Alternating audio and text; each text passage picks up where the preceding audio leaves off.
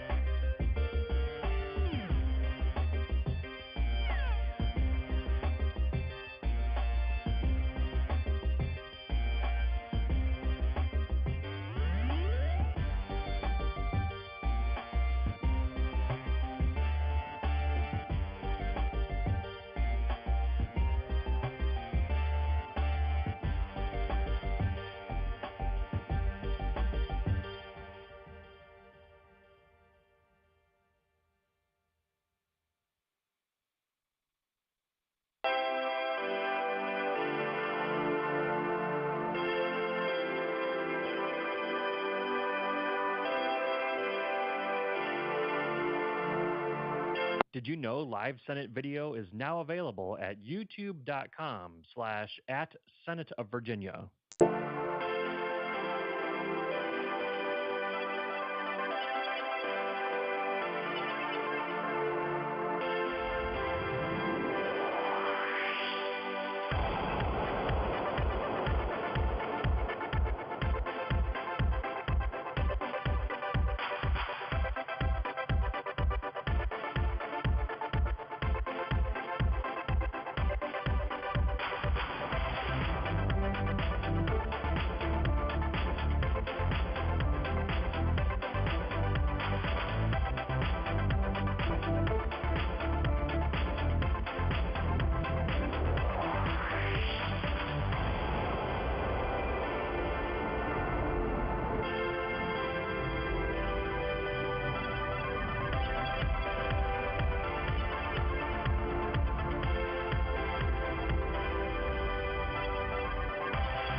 This is the Senate of Virginia, Richmond, Virginia.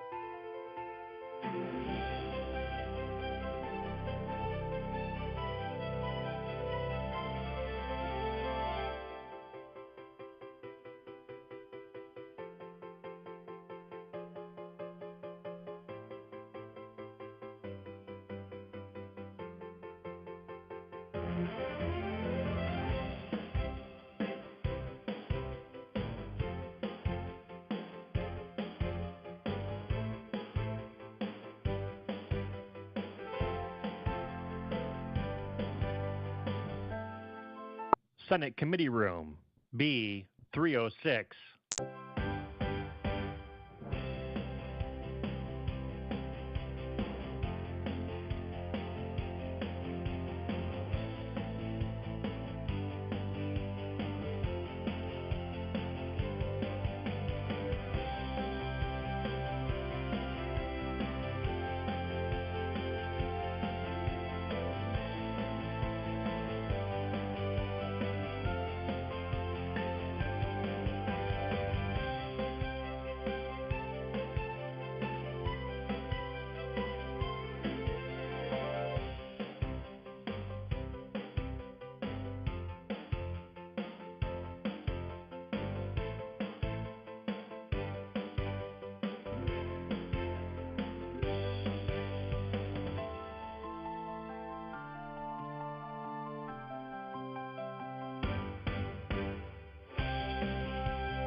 This is the Senate of Virginia, Richmond, Virginia.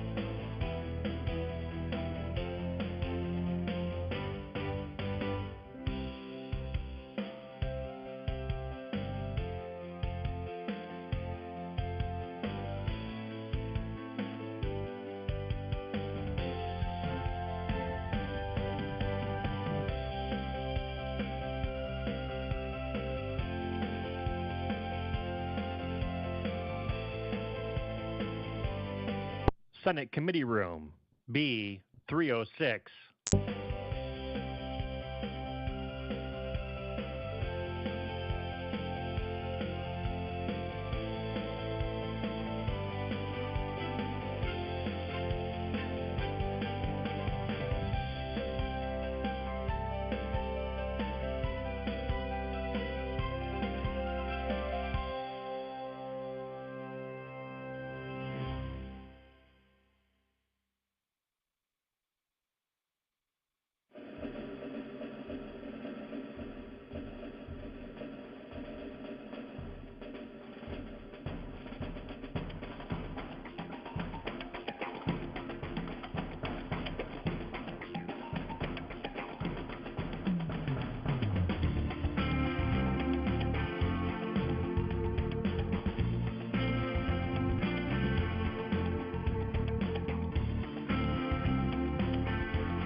Did you know live Senate video is now available at youtube.com/@Senate of Virginia?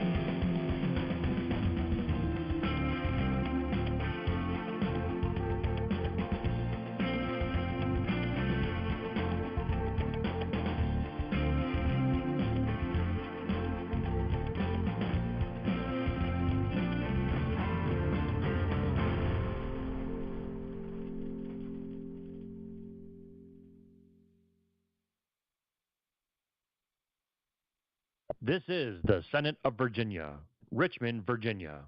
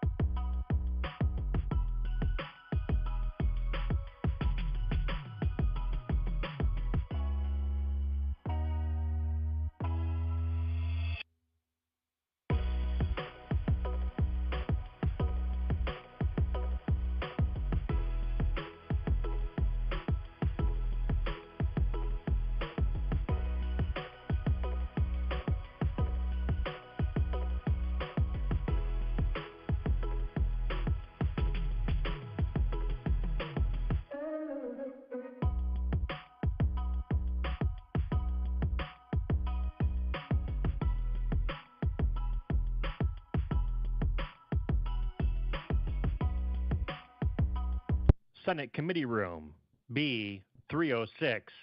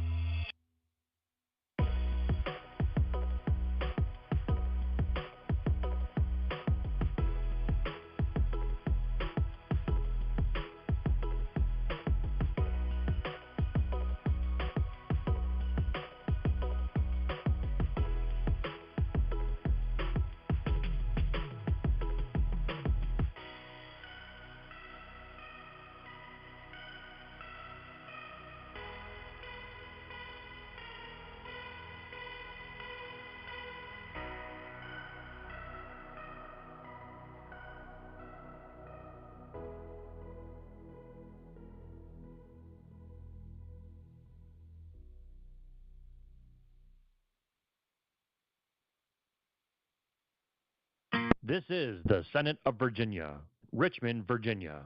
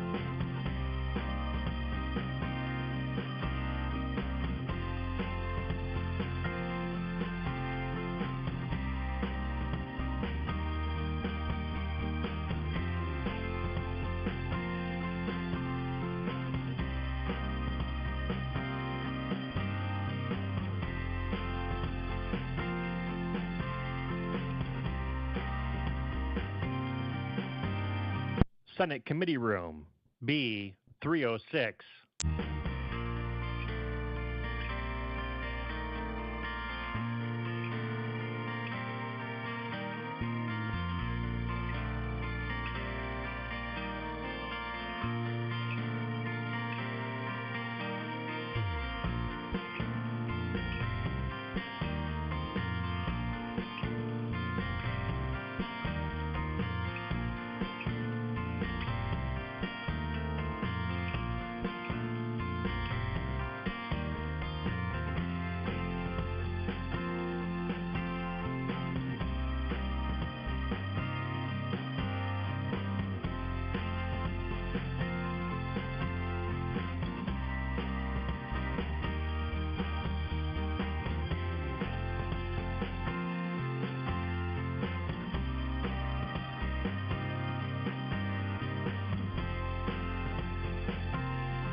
Did you know live Senate video is now available at youtube.com/@Senate of Virginia?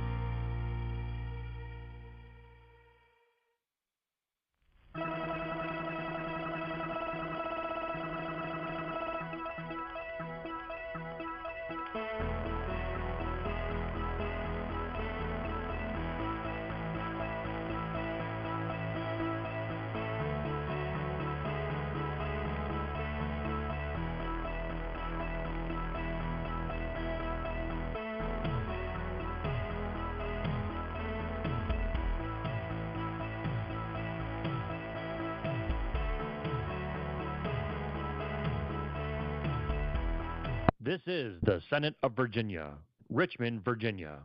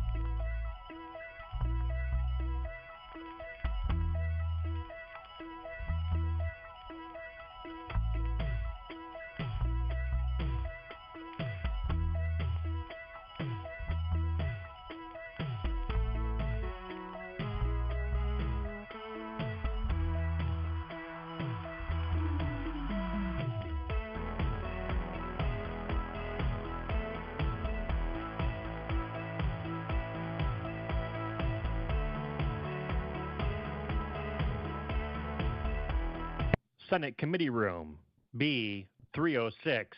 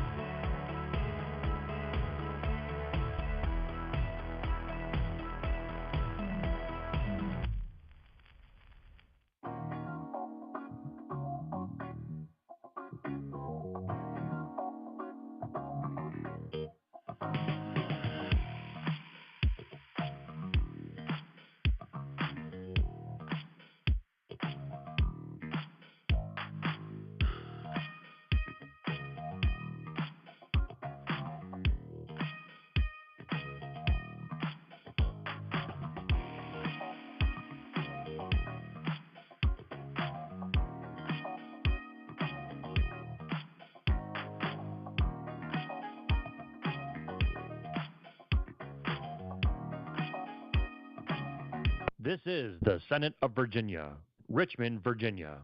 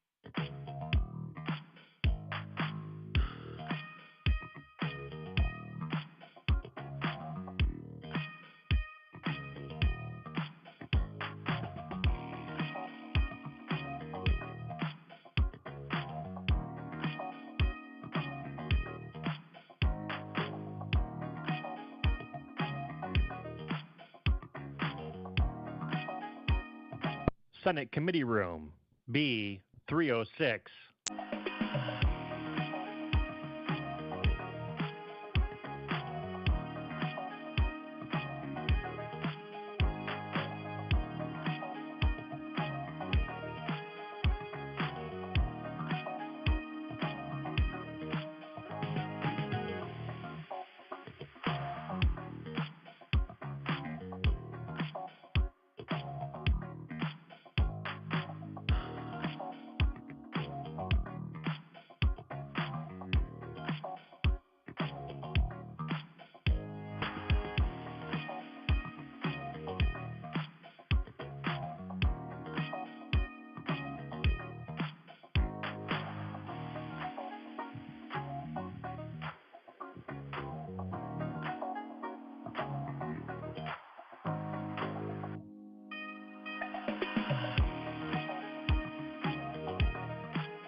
Did you know live Senate video is now available at youtube.com/@Senate of Virginia?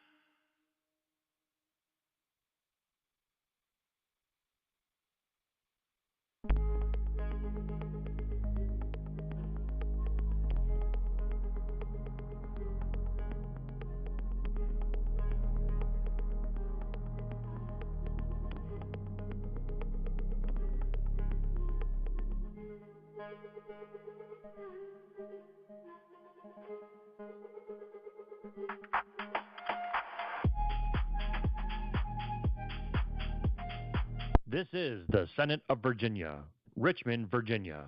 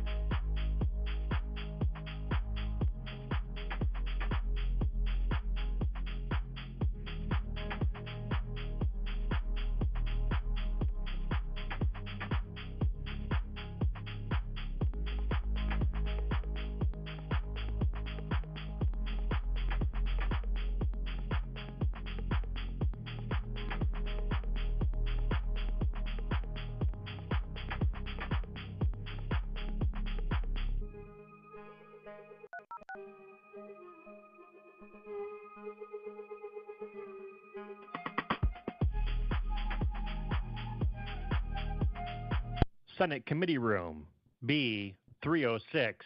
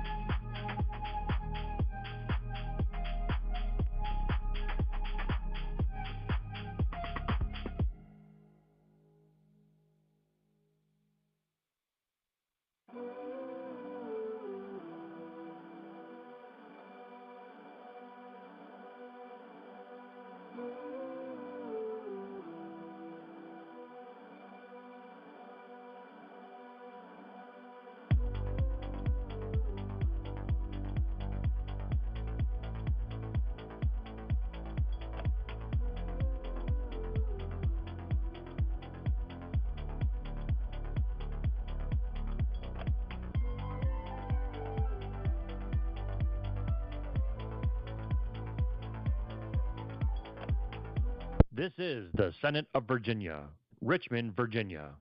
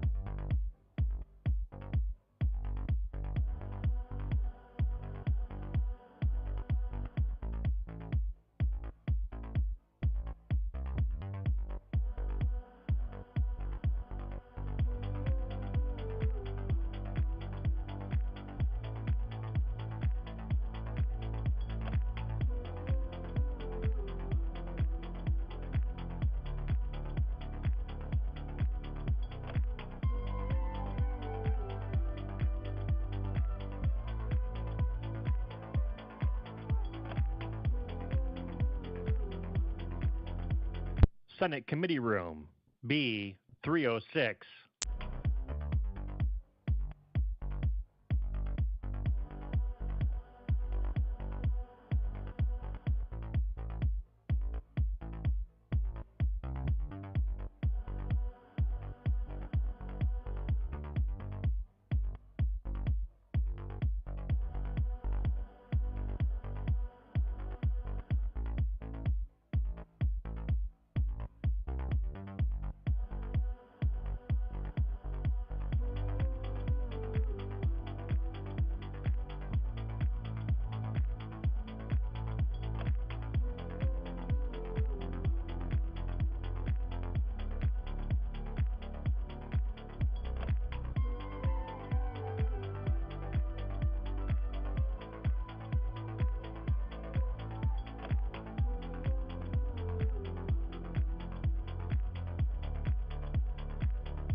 Did you know live Senate video is now available at youtube.com/@Senate of Virginia?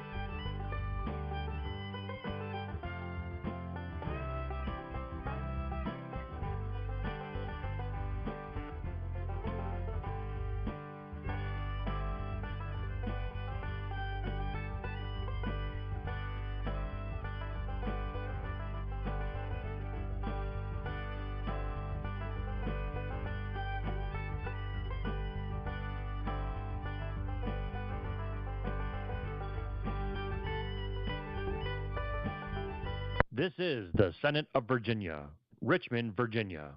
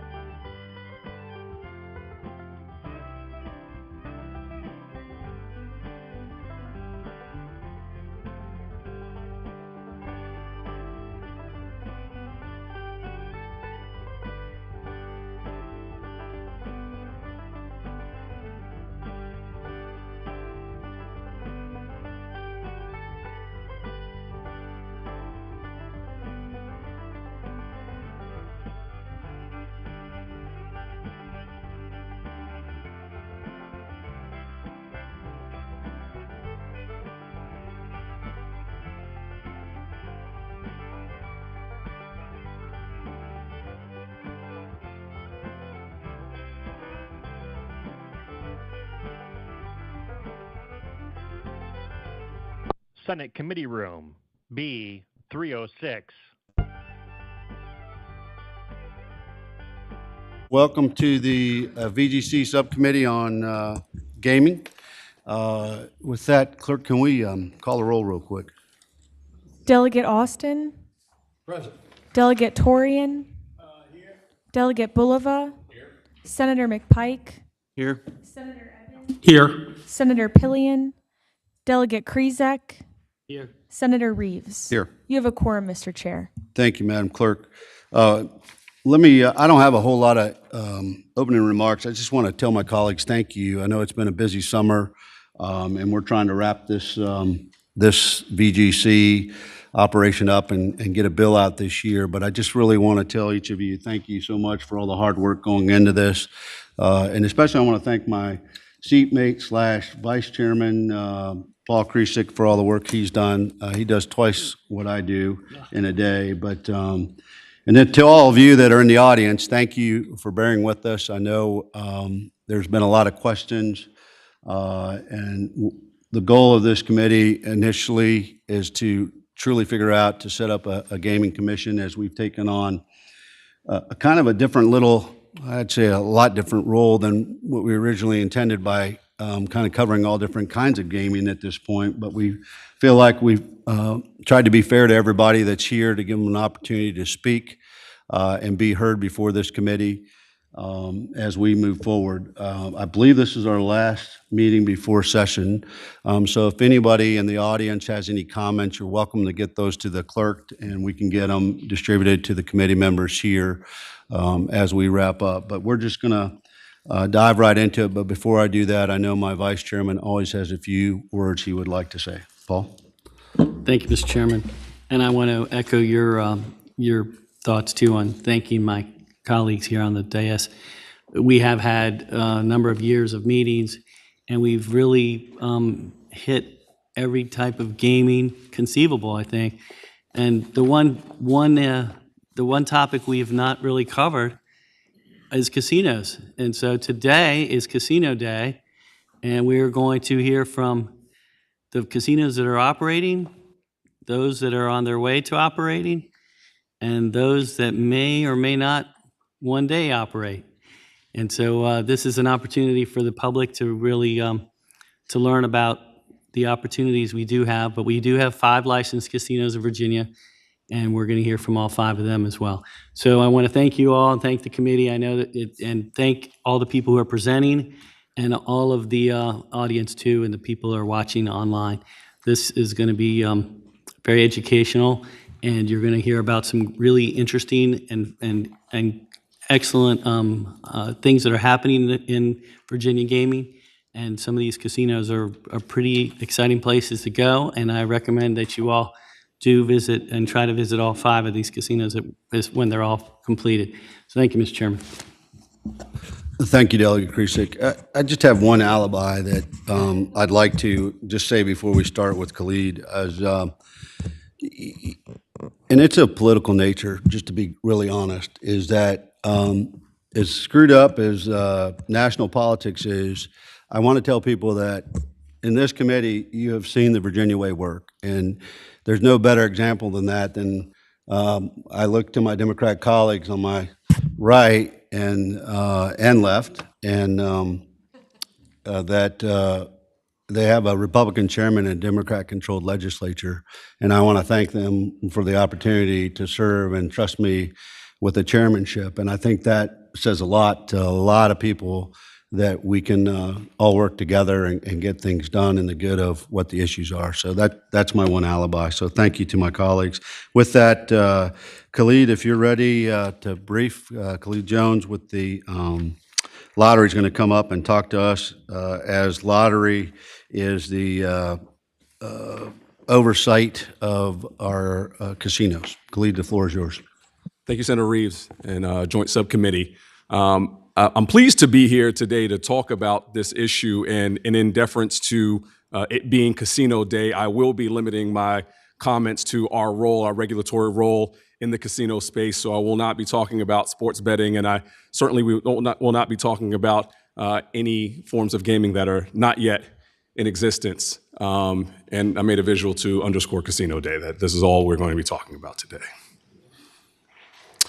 So I wanted to start talking about the history and the process of how we got here and go through some of the way that the taxes work as well. And indeed, the process, since I know that that is a question that has come up. Casino gaming was authorized in 2020. The first legal bet was made in Virginia in 2022 when Bristol opened up. We have 5 authorized casinos in 5 different locations here in the Commonwealth. The 3 in black are the ones currently operating, and they're all operating on a permanent basis. Bristol, which opened in July of 22, opened a temporary facility that became permanent in last November.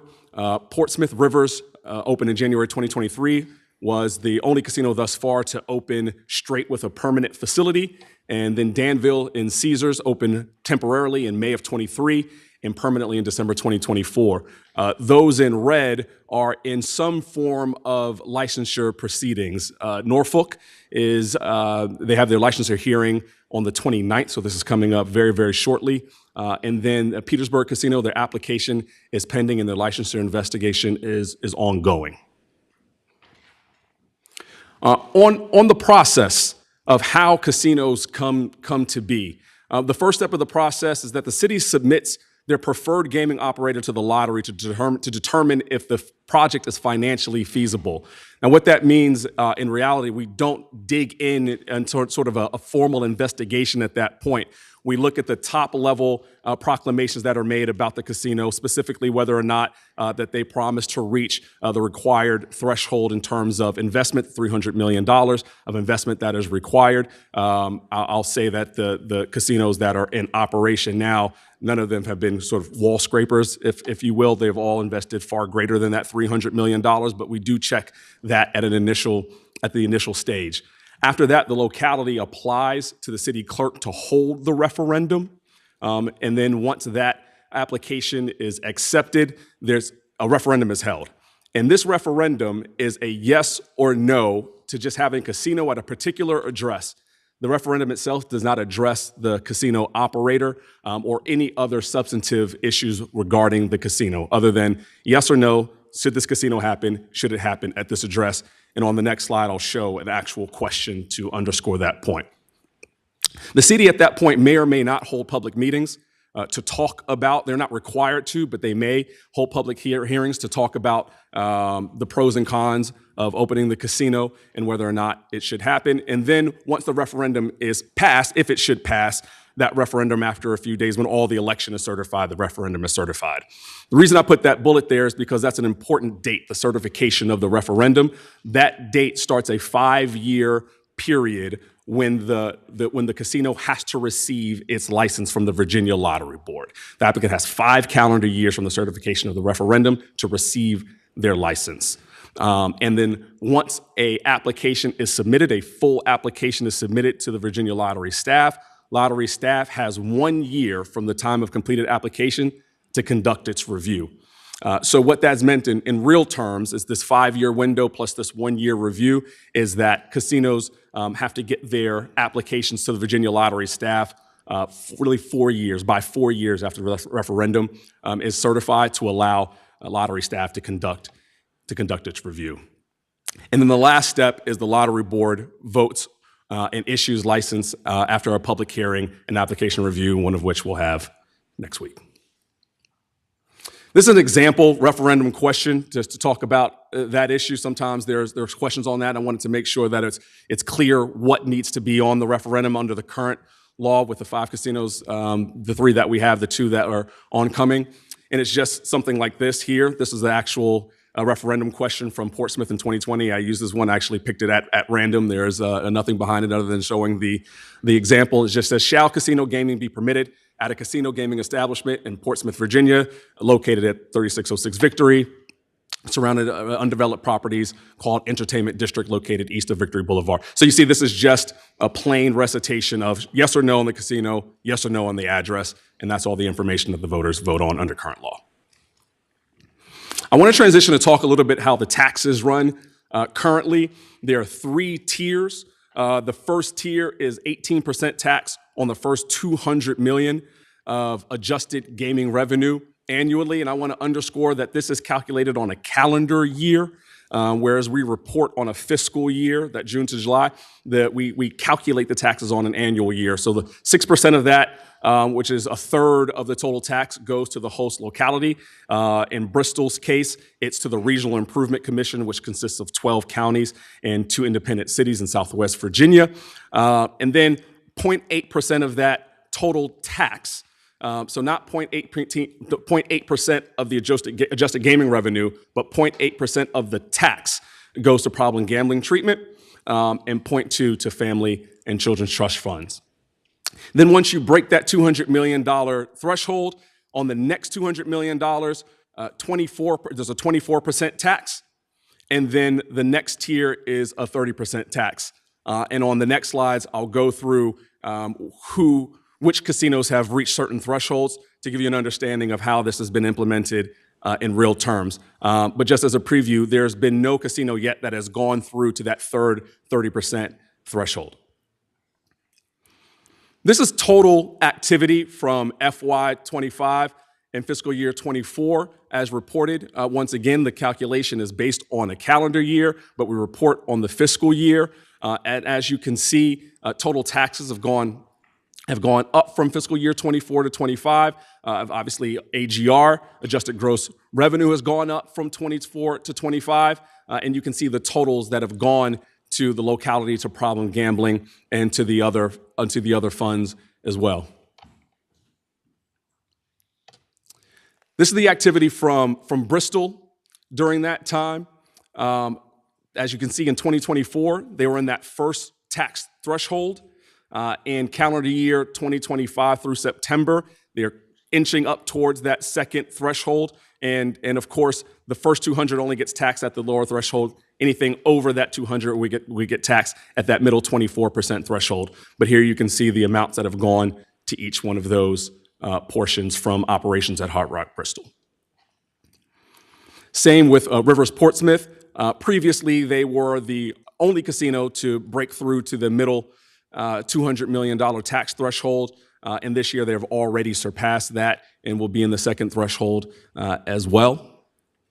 And the numbers associated with Rivers Portsmouth from last year, from fiscal year 25 and 24. And Caesars Danville, same story, has gone through to the $240 million in 2024, and have already increased that in calendar year 2025 and the associated taxation buckets that goes into.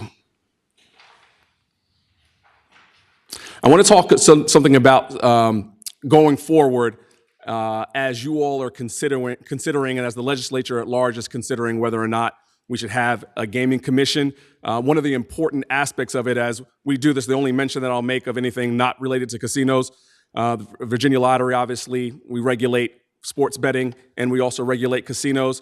And so I wanted to talk a little bit about the finances associated with that and what we see projecting into the future, and some considerations that you all may need to take given some of the financial challenges that we may have ahead. First is that revenue from license fees paid by casino sports betting operators and various suppliers. Talking about casinos, the current licensing fee is $15 million, and that lasts for a 10-year period.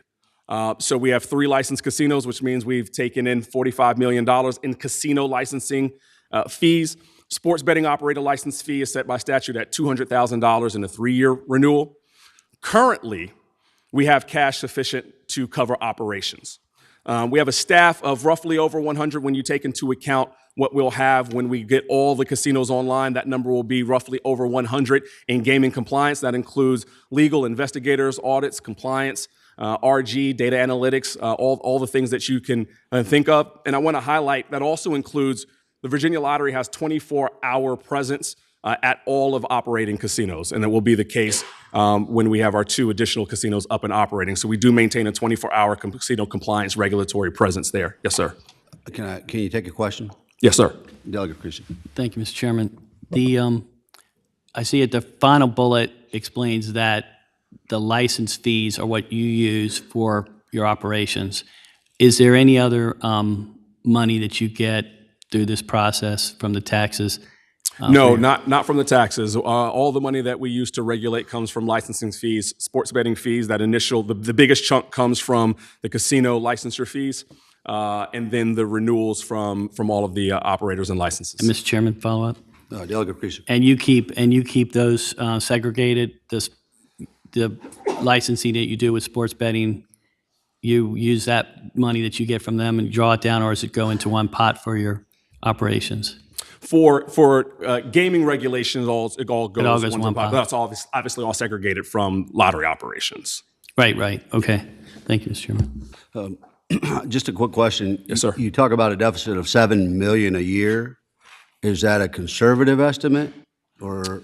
I would say that's fairly accurate, taking into the run rate and going to the future. That number is going up, and when we look at it on average, that's about where it is. We will take in an additional $30 million in licensing fees once the 2 new casinos come online, and that will cover us through roughly fiscal year 29, fiscal year 30. But as you all are considering the Gaming Commission, funding for all of regulation, obviously horse racing will be included, other forms of gaming will be included, will need to be taken into account as you go through. So this is not, I bring this up because this is not an issue of tomorrow of running out of funding. We won't. This is not an issue for next year. I want to make sure that we're looking far into the future to make sure the health of gaming regulation in the Commonwealth is secure.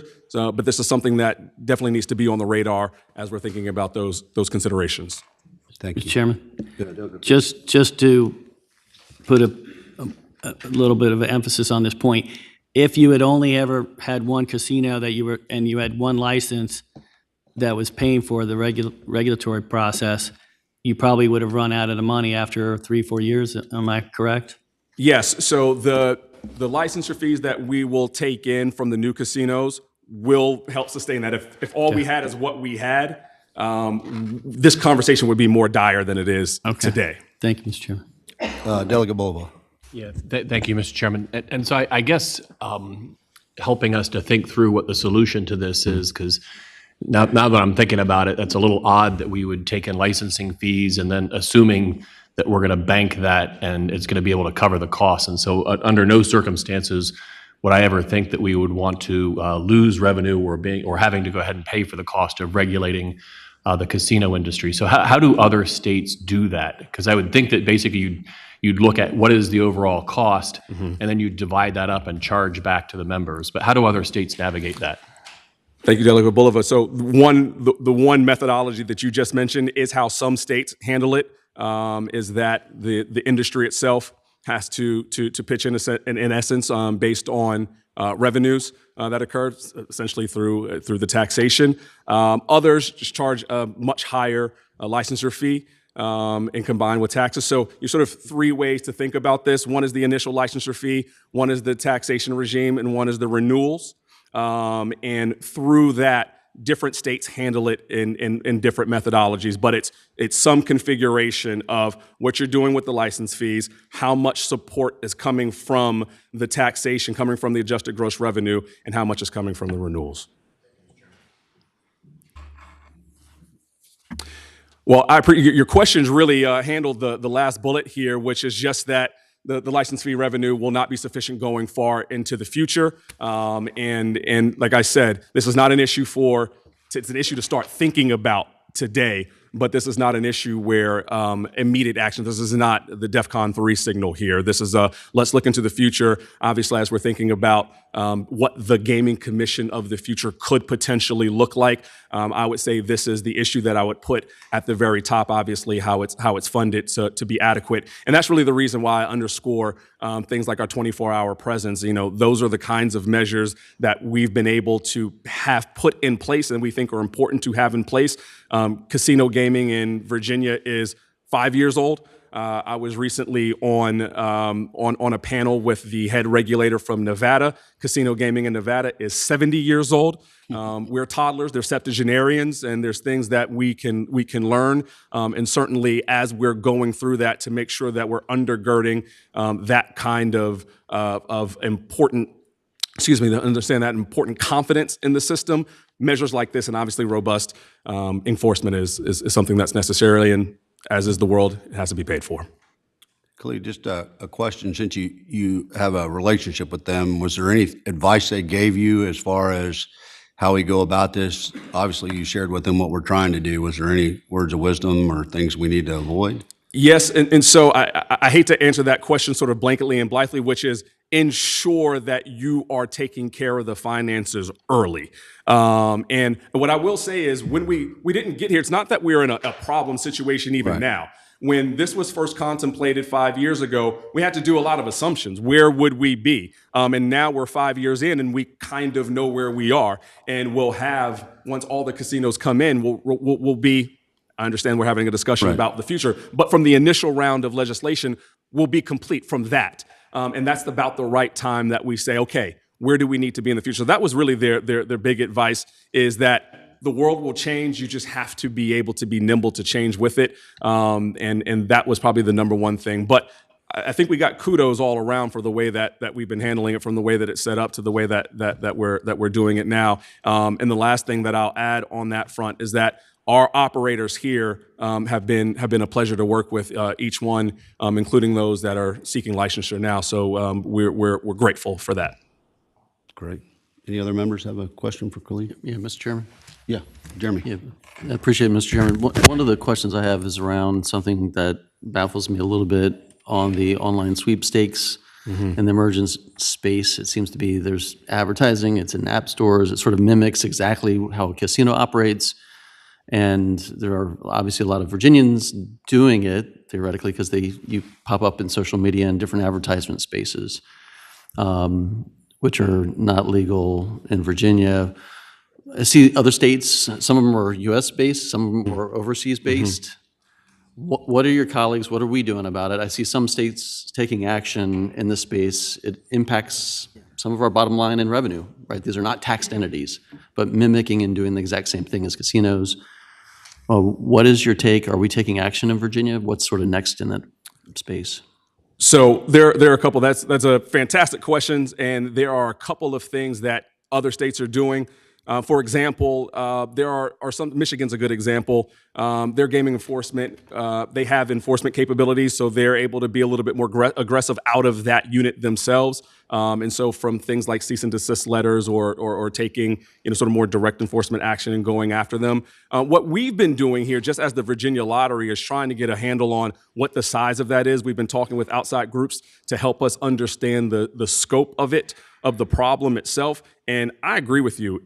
It is not good. We are considering, and I see our team is back here. We've been having conversations about whether or not we have to create some sort of official seal that all of our licensed operators have on the digital side that says this is a licensed product of this Commonwealth of Virginia. If you do not see this, this is illegal. And then other things that we've done, we've been working in conjunction with Virginia State Police, who've been very helpful, and obviously the Attorney General's office as well. But we plan to be more aggressive in that space, in the pocket that we as the Virginia Lottery can be, understanding not wanting to step past our regulatory capabilities outside the sphere of our influence. But other jurisdictions have been aggressive with the cease and desist campaign, and have been aggressive in working with sites like the Googles of the world, the Apple stores of the world, to try to get them shut down. Those are Band-Aids, obviously, and there are plenty more ideas than that I'm happy to share with you. Mr. Chairman, Chairman McPike. just follow up. I'd love to hear your ideas. I mean, when I've seen them on social media apps, which they're making money of, they're making lots of money in advertising to Virginians, illegal applications activities, is to find the heck out of them. I mean, let's talk about your revenue gap. Start finding. Maybe they'll start paying attention, as well as the downloaded app stores and the rest of them. Because if it's not a construct that we've approved in the General Assembly, you shouldn't be profiting on it. I don't care whatever app you're on, whatever else, but I've reported it. It still pops, and they're all not only that, but they're also mimicking our local approved casinos, using their name and their label as if it's a Virginia approved, and it's completely not. It's a falsehood. Yeah, so Senator Pike, I recently gave a presentation on this very issue. One of the things that I think that we can do, first non-legislatively, and one of the things that we can do is work more closely with the app stores. That's ground zero for this. So for example, a lot of the sites that you mentioned, when you look on the app store, they're set to be 17 plus. The age group is 17 plus. Obviously, that is not a target age for any of the legal casinos here.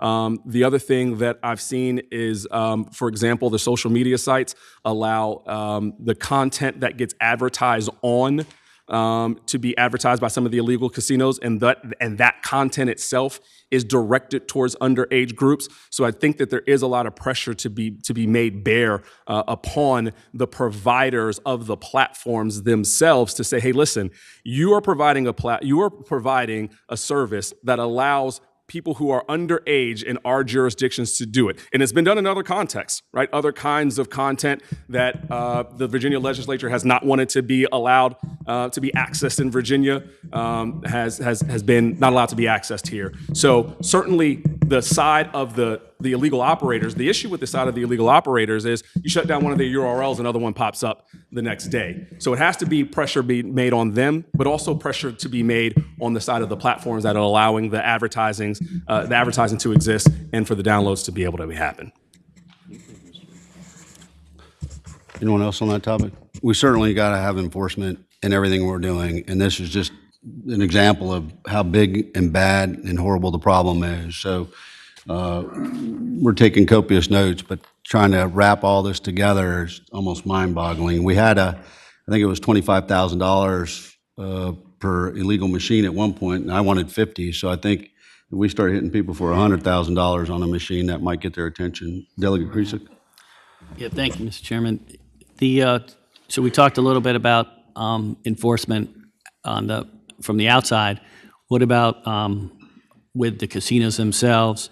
I know that you use settlement agreements or consent decrees when they've been alleged to have violated Virginia law. How is that working? And have you had any settlement agreements recently?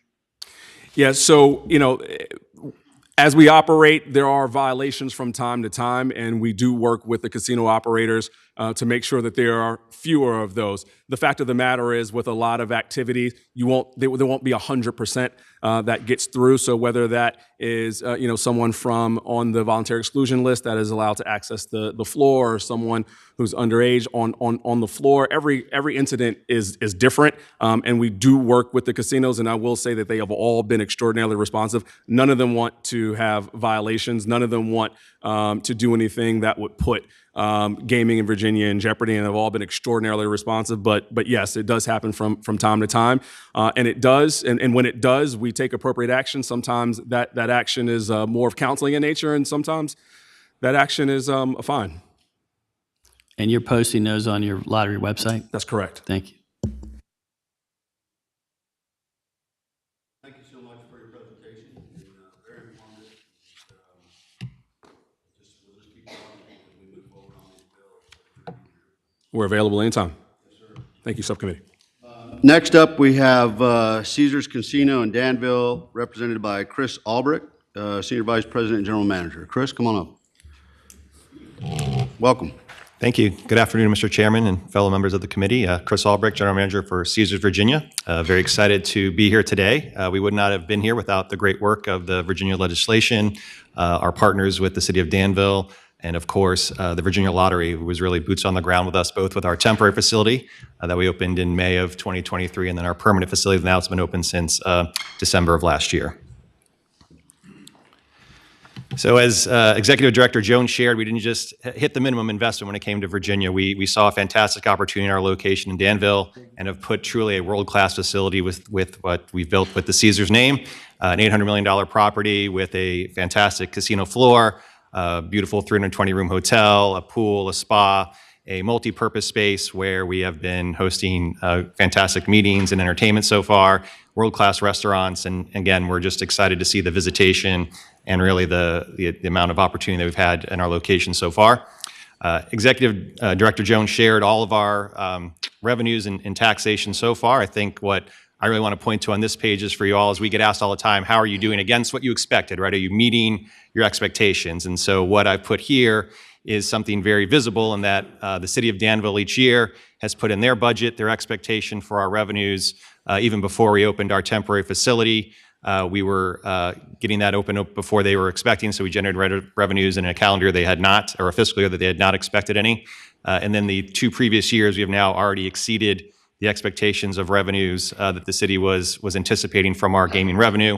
We also drive a lot of indirect and direct taxes through our facilities, and all the other casinos do, from property tax, personal property tax, business license fees, and then really other restaurants and hotels in the area gaining benefit from us are also delivering incremental revenue to the city. So all that has, as I said, come in and exceeded the expectations what the city had. This year, this fiscal year ahead, 25 into 26, the city has put up a $35 million budget for this year from our revenues. That would be what they were anticipating to get from us when we were at our full steady state operation. So already into really our first full year of operation, they're anticipating, and we hope to not only hit that, but exceed that again, what we were supposed to do when we got to a steady state operation. So by all real measures, we believe we are achieving and exceeding those goals we set out when we came into Danville.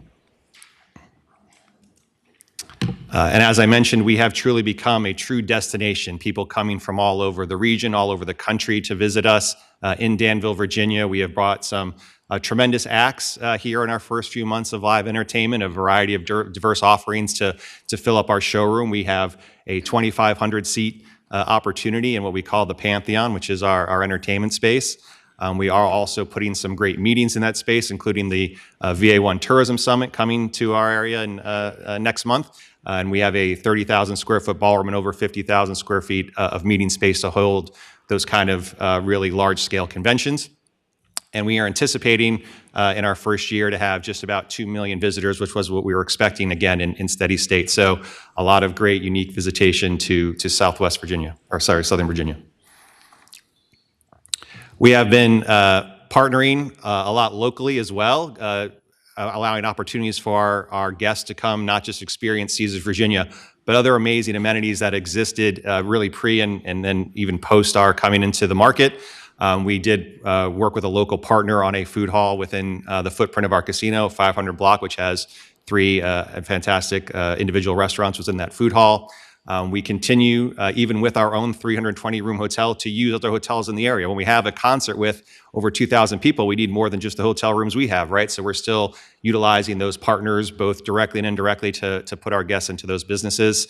We have some tremendous, great sporting, racing nearby to the east and west of us.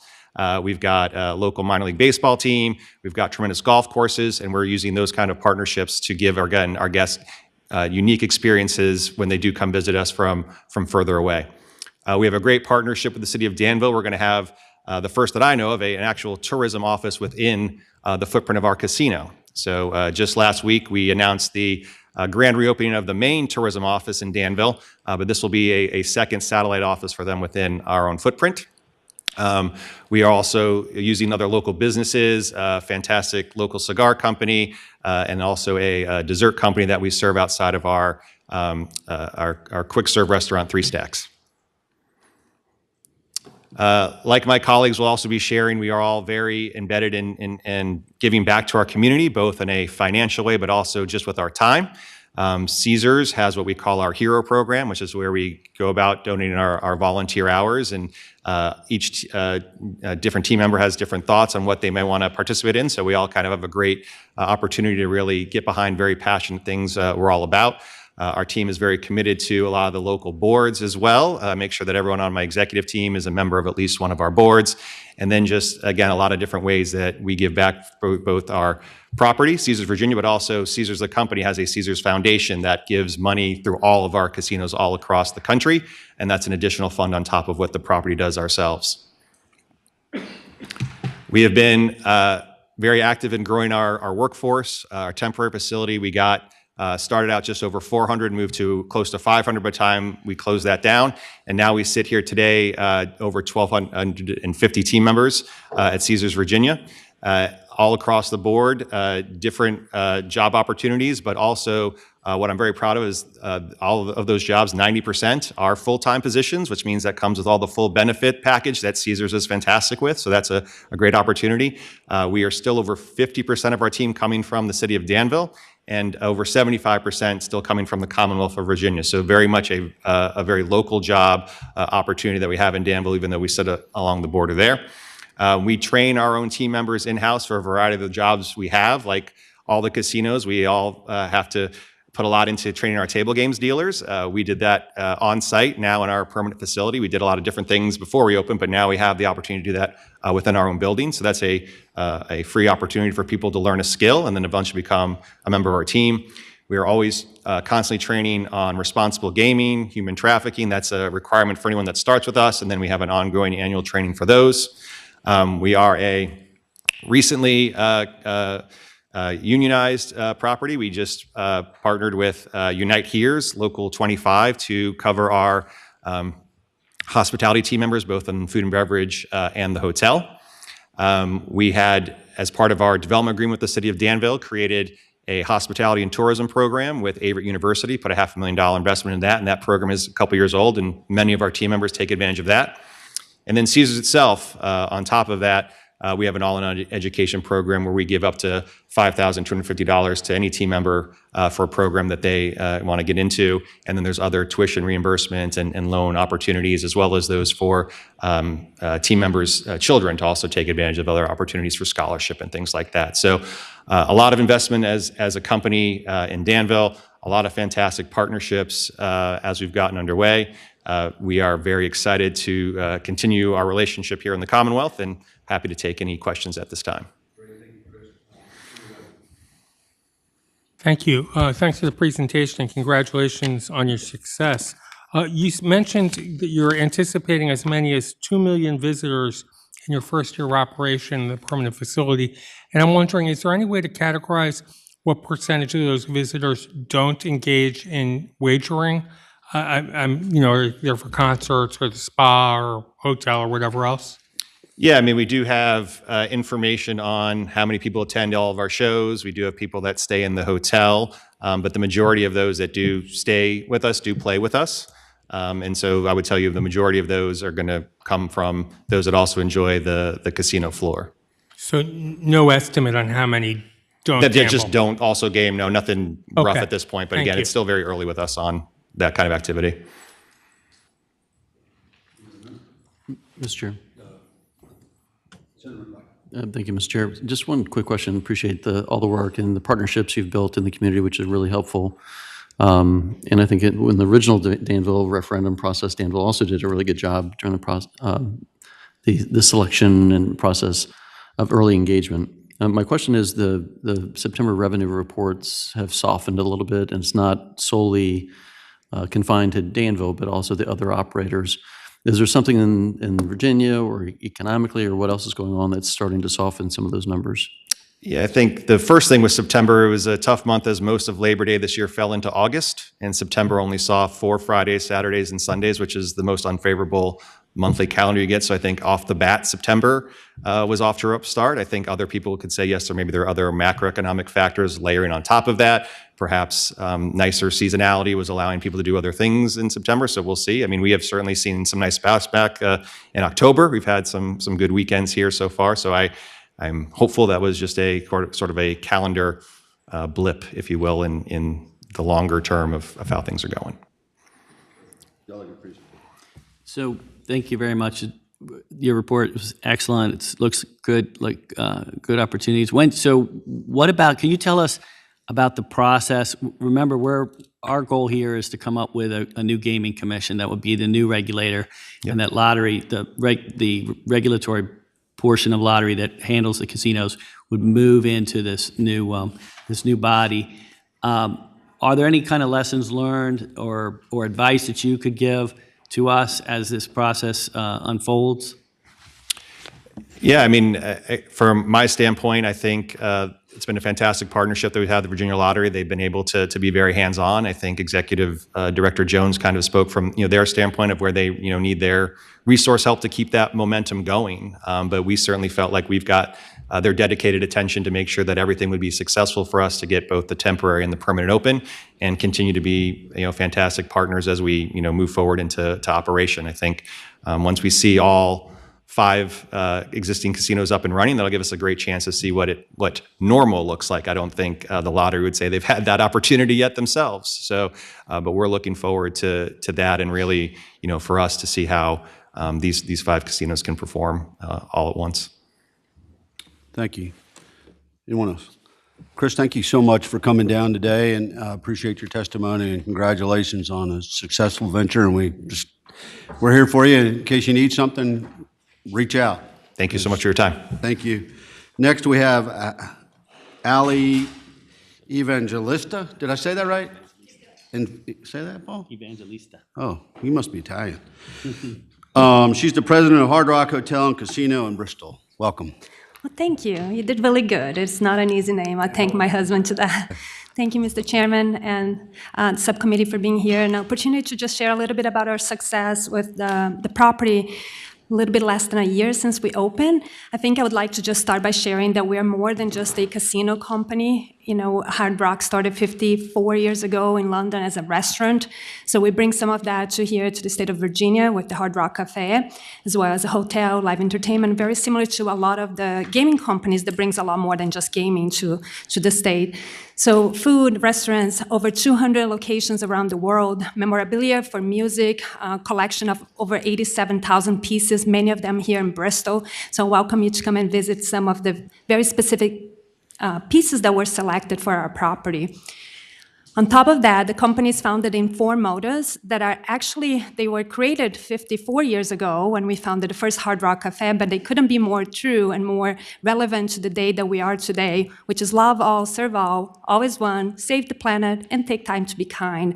Everything we do in our company and everything we do at our Hard Rock in Bristol are aligned with these motos, and I'm very happy to share some of the things that we are doing today that bring those to life. As far as our property goes, we have a hotel of 303 rooms, 1,500 slot machines. We have 60 plus table games, including some more, 14 tables for poker. We have a Hard Rock Live. It's a venue that we do ticketed events for about 2,000 seats, Hard Rock Spa, indoor and outdoor pool, several restaurants, a sports book, and we continue to have an opportunity to grow as the property allows us to do that with the success we are seeing so far. I just also included in your presentation a slide with some of my executives, not necessarily something I want to go over here today, but we have, when we build a casino, especially being the first one in the state, and you bring people from all over the country that have the expertise to run these types of property and be able to open, you see that Bristol became a lot more diverse since we opened Hard Rock. I'm originally from Brazil. I have 2 executives from Korea on my team, one of Japanese descendants. I also have somebody from Guam, Estonia, England, and South Africa. They're all part of my executive committee. So we're very diverse, lots of accents, and a really fun group of very knowledgeable people running Hard Rock Bristol today. As far as the team members, this has been the promise to the community. We employ approximately 1,300 team members. We have a little bit over 50 positions open today. Most of our team members are full-time. Most of our part-time and on-call team members are in those status by choice. It's a great place for you to have a job and maybe just work a couple of days a week and really enjoy life while you're retired. Primarily, our property has established at $18 an hour minimum wage for non-tipped positions in the first year that we opened the property. And we have a lot of team members really learning a new industry, just like myself, starting from the very lower position you can as a housekeeper in the hotel business or in slots, and then really growing your position with over, I believe, 500 people at this point have taken new positions in 2025 alone, whether they transfer to another role because they are learning about the industry or they're being promoted. So this has been a lot of fun. I also included stats as far as demographics for the property, so you can see where everything falls as far as females and males and some of the race and how people identify. That's there for you to take a look. And we already revisit a little bit about the taxes. Director already shared that with you, but I also wanted to share that we had over 5 million people visit Hard Rock Bristol since we opened, which is a very large number of people in a very small town that is growing and really thriving, and that is our commitment to the community. You can see people from every state in the country in Bristol, as well as many different countries. Our team members have volunteered all over the community, and we are getting ready to celebrate $2 million donations from the team members and into the community, and over 4,200 hours of volunteering. So I have some photos for you of some of our activities that we do on property. We're obviously a 24/7 business, so we try to have a lot of fun. We're in the entertainment business. If you're not having fun when you're working at a casino or at a Hard Rock, then you're in the wrong business. But we're really training people and really teaching them a new career, hopefully that they can afford a very healthy lifestyle, just like the one I have today, thanks to this beautiful industry. We do a lot of things in the community. Just most recently in the summer, we did a blood drive. We partner with Ronald McDonald House. We cook for them every other week, and our team members volunteer to go there. We do actually, something I'm very, very proud is that we have waiting lists for almost every one of our local community activities, because as soon as we post availability, the team members are eager to go. We do not compensate our team members to go for these volunteering activities. It's really on their own time. They get a t-shirt and a thank you, and a lot of fun with that. Some other things that we do is pretty much spread the love in a lot of different things. We tell our team members, participate on things that speaks to your heart, and it has really it built into a very big culture at Hard Rock Bristol. And you can see Southwest Virginia, we had the Dragon Boat this summer. We do a lot of 5K. And we partner a lot with United Way. There is like a week of giving that we do in Bristol, that we go to lots of different businesses and do their landscaping and cleaning and paint. And this is basically the summary of all of the donations we've done. I wanted to tell you also that the team members at Hard Rock Bristol have been raising funds for something called the Band Together Fund. We're going to donate $100,000, all given by our team members, on the day of giving, which is the Tuesday before Thanksgiving, to one organization locally that they are currently applying for a project that they would like to do. So we have received 57 applications, and the team members are going to be the ones voting to the organization that's going to get the $100,000 in November, which is really exciting. A few more things we have. I listed here all of the nonprofit boards that myself and my executive team participate. So in order for us to be very effective in the community, we donate our time and we participate on things that matter by being part of all the boards that are listed. We also are the main sponsor of the Miss Virginia. I got a chance to be on a pageant for the first time in my life on a stage and crowned the Miss Virginia, but we also partner with the tourism in the state. We have this beautiful Virginia's for Hard Rock Lovers sweatshirt that was very popular. Our guests are walking around the state wearing some Hard Rock gear. And then the property has also been recognized for different things. Just most recently, we were in Las Vegas, where we were shortlisted for the Property of the Year and placed third, with two of very large and very impressive properties ahead of us. Our chef, executive chef, Chef Sean, he worked in Las Vegas in different casinos, and he's now in Bristol with us. He was one of the finalists for Chef of the Year here in Virginia. And our restaurant, our steakhouse, has received the Wine Spectator Award this year, with many more to come, I'm sure. I'll pause and answer any questions you may have. Increase it. I actually didn't have a question, but I'll just say congratulations. It seems one of the themes here of these casinos, I'm sure we're going to hear this more, is that your employees are getting very involved in the community, and especially in the philanthropic world. I think that's fabulous. That's fantastic. Yeah, we're very proud of that. Thank you. We were down there for appropriations. We were in Abingdon, and we stopped by last year, and we had some of the food there was really was amazing. It was good. Thank you. Ali, thank you so much, and we appreciate you making yourself available to us today. I haven't been there yet, so I'll have to make a trip. Please do. Thank you. Would love to have you. Thanks. All right. Thank you. Thank you. Next, we have the Rivers Casino and Resort in Portsmouth by Antonio Perez, the general manager. Come on up, sir. Welcome. Thank you. On behalf of Rivers Casino Portsmouth, thank you for having us here today. I'm Antonio Perez, the brand new general manager at Rivers. I don't have a presentation for you today, but I do have a lot of information that I'm excited to share. We've had a great start to the year, and as you've heard, the industry overall has had a great start here in the Commonwealth. This is just a snapshot in time, though. And there are threats, as other states have experienced, to all the benefits this industry is currently generating. Before I get into that, I want to start with a few acknowledgments. We wouldn't be here without the solid and fair legislation you passed several years ago. The Virginia Lottery did a tremendous job helping us get open and working with us every single day. And we're proud to be partnered with the city of Portsmouth. They've been great teammates and supporters all along the way. I'm excited to share some numbers we're proud of at Rivers. We've welcomed over 5 million guests since opening in January of 2023. We've generated over $800 million in revenue. And from that, we've contributed over $170 million in taxes and fees to the city of Portsmouth and the Commonwealth of Virginia.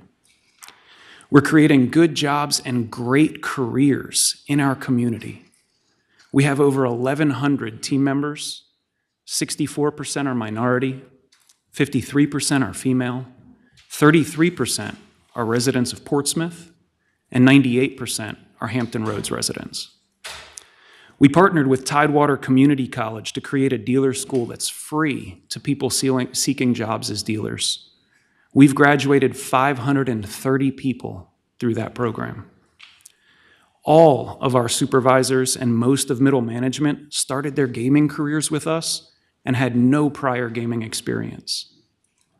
We host internal job fairs that are exclusively for our team members to learn about career growth opportunities at the property, at Rush Street Gaming, and in our industry overall. We're proud of our leadership statistics as well. Of our 235 leadership team members, 56% are minority, 49% are female, and 38% have been promoted from within. In addition to our original investment in the casino, our $65 million hotel project is underway now with an anticipated completion of Q1 of 2027. On the charitable donation side of things, since opening in 2023, we've had over $1.7 million in cash and in-kind contributions to the community, over 3,800 volunteer hours, and we've engaged with over 125 community nonprofits. We take great efforts to promote responsible gaming and prevent problem gambling. In addition to IDing every guest of the casino and checking them against the Virginia exclusion list before they can enter the gaming floor, we also prevent anyone on exclusion lists of our sister properties, regardless of the state they excluded in, from entering our casino.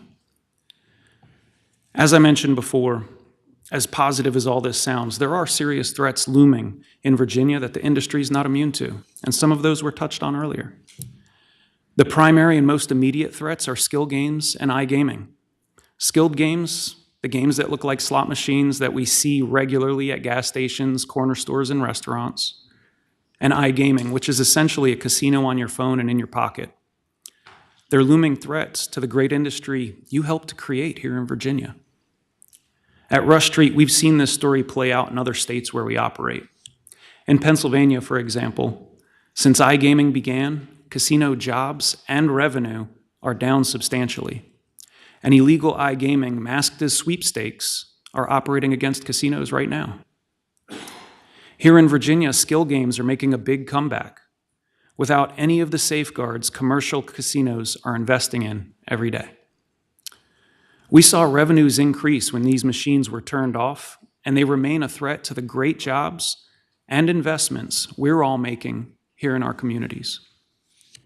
When patrons shift from brick and mortar casinos to a neighborhood slot machine or iGaming on their phone, the jobs don't shift with them.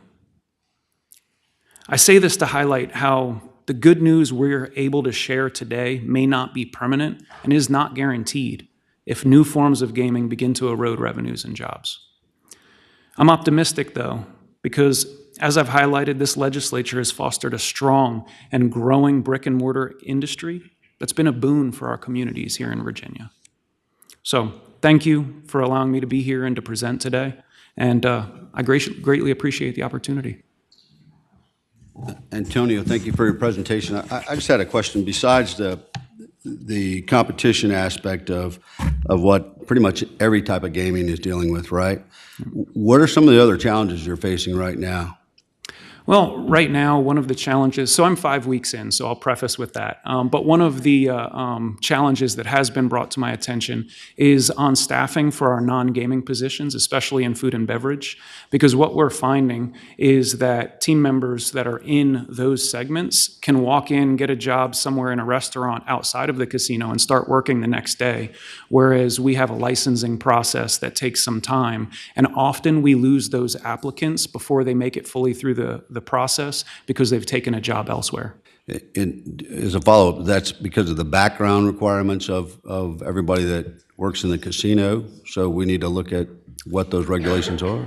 From what I'm being told, it's the timeline between how long it takes between the application process, the approval process, and then getting in the door. I'm sure the application process itself also is something that's intimidating to people who are, restaurant workers and not used to that. But the thing that's really been brought to my attention mostly is the timeline. Got it. Okay. Any other members? Dylan? Oh. Chairman. Mr. Chairman? Question for you, sir. Do you guys operate in Pennsylvania? Yes. Rivers Casino in Pittsburgh and Rivers Casino in Philadelphia. I am not speaking as a proponent for any form of gaming. I'm just raising a question. So with all of the technology that's out there and all of the online and people can get on with their phones, are you saying because of free market, people shouldn't be able to do that and that's problematic for your industry? Well, so as you know, Rush Street has an iGaming arm, but I'm personally the general manager for a property in Virginia where I'm focused on trying to maximize the revenue and the tax revenue for the area as well as the jobs and do what's necessary to secure those jobs. And so my main concern is losing those contributions and losing those team members over time. Let me restate myself. I'm not advocating on behalf of anyone, okay? I need for you to know that. But in this country, free enterprise, people have an opportunity to do what they need to do to carry a business, operate a business. And this is not going to go away. This is not going away. You guys have to figure out how the gaming industry is going to survive as a community, because it's not going away. It's here. It has already been accepted in Pennsylvania. iGaming has been accepted in Pennsylvania. I don't know, Mr. Chairman, what's going to happen here in Virginia, but it's here. And if you guys have solutions for us to consider, Mr. Chairman, we welcome it. Thank you. Delegate Creasy. Yeah, can I follow up on the chairman's questions? He raises a good point, and that is, as you see here, we've got after you later on down on the agenda, we have other folks who are interested or not interested in casinos, as it may be in a future possibility. The iGaming is a threat, but you also mentioned skill games. Do you have any kind of numbers that, like, statistics, like percentages, where how much of a hit it may take if skill games were to be legalized? I don't have specific numbers, but in looking at the data when all of the games were turned off, and I know there's other factors at play, the permanent to temporary transition from some of the other casinos here in the state, but we did see when they were turned off a lift in revenues. Granted, the state is very new. And so some of the trends that we're seeing are still starting to iron out. What we'll see over time, once all of the competitors are live, will paint a better picture. It's really hard to tell. Like I said, I've been here for 5 weeks, and I know that most of the time when I stop for gas or I stop in a convenience store, I see those units and I see them getting played. And I know that the safeguards that all of us are putting in place and the contributions we're making into the community may not be the same in those locations. Let me just, since you're new to Virginia, most of those games are illegal games.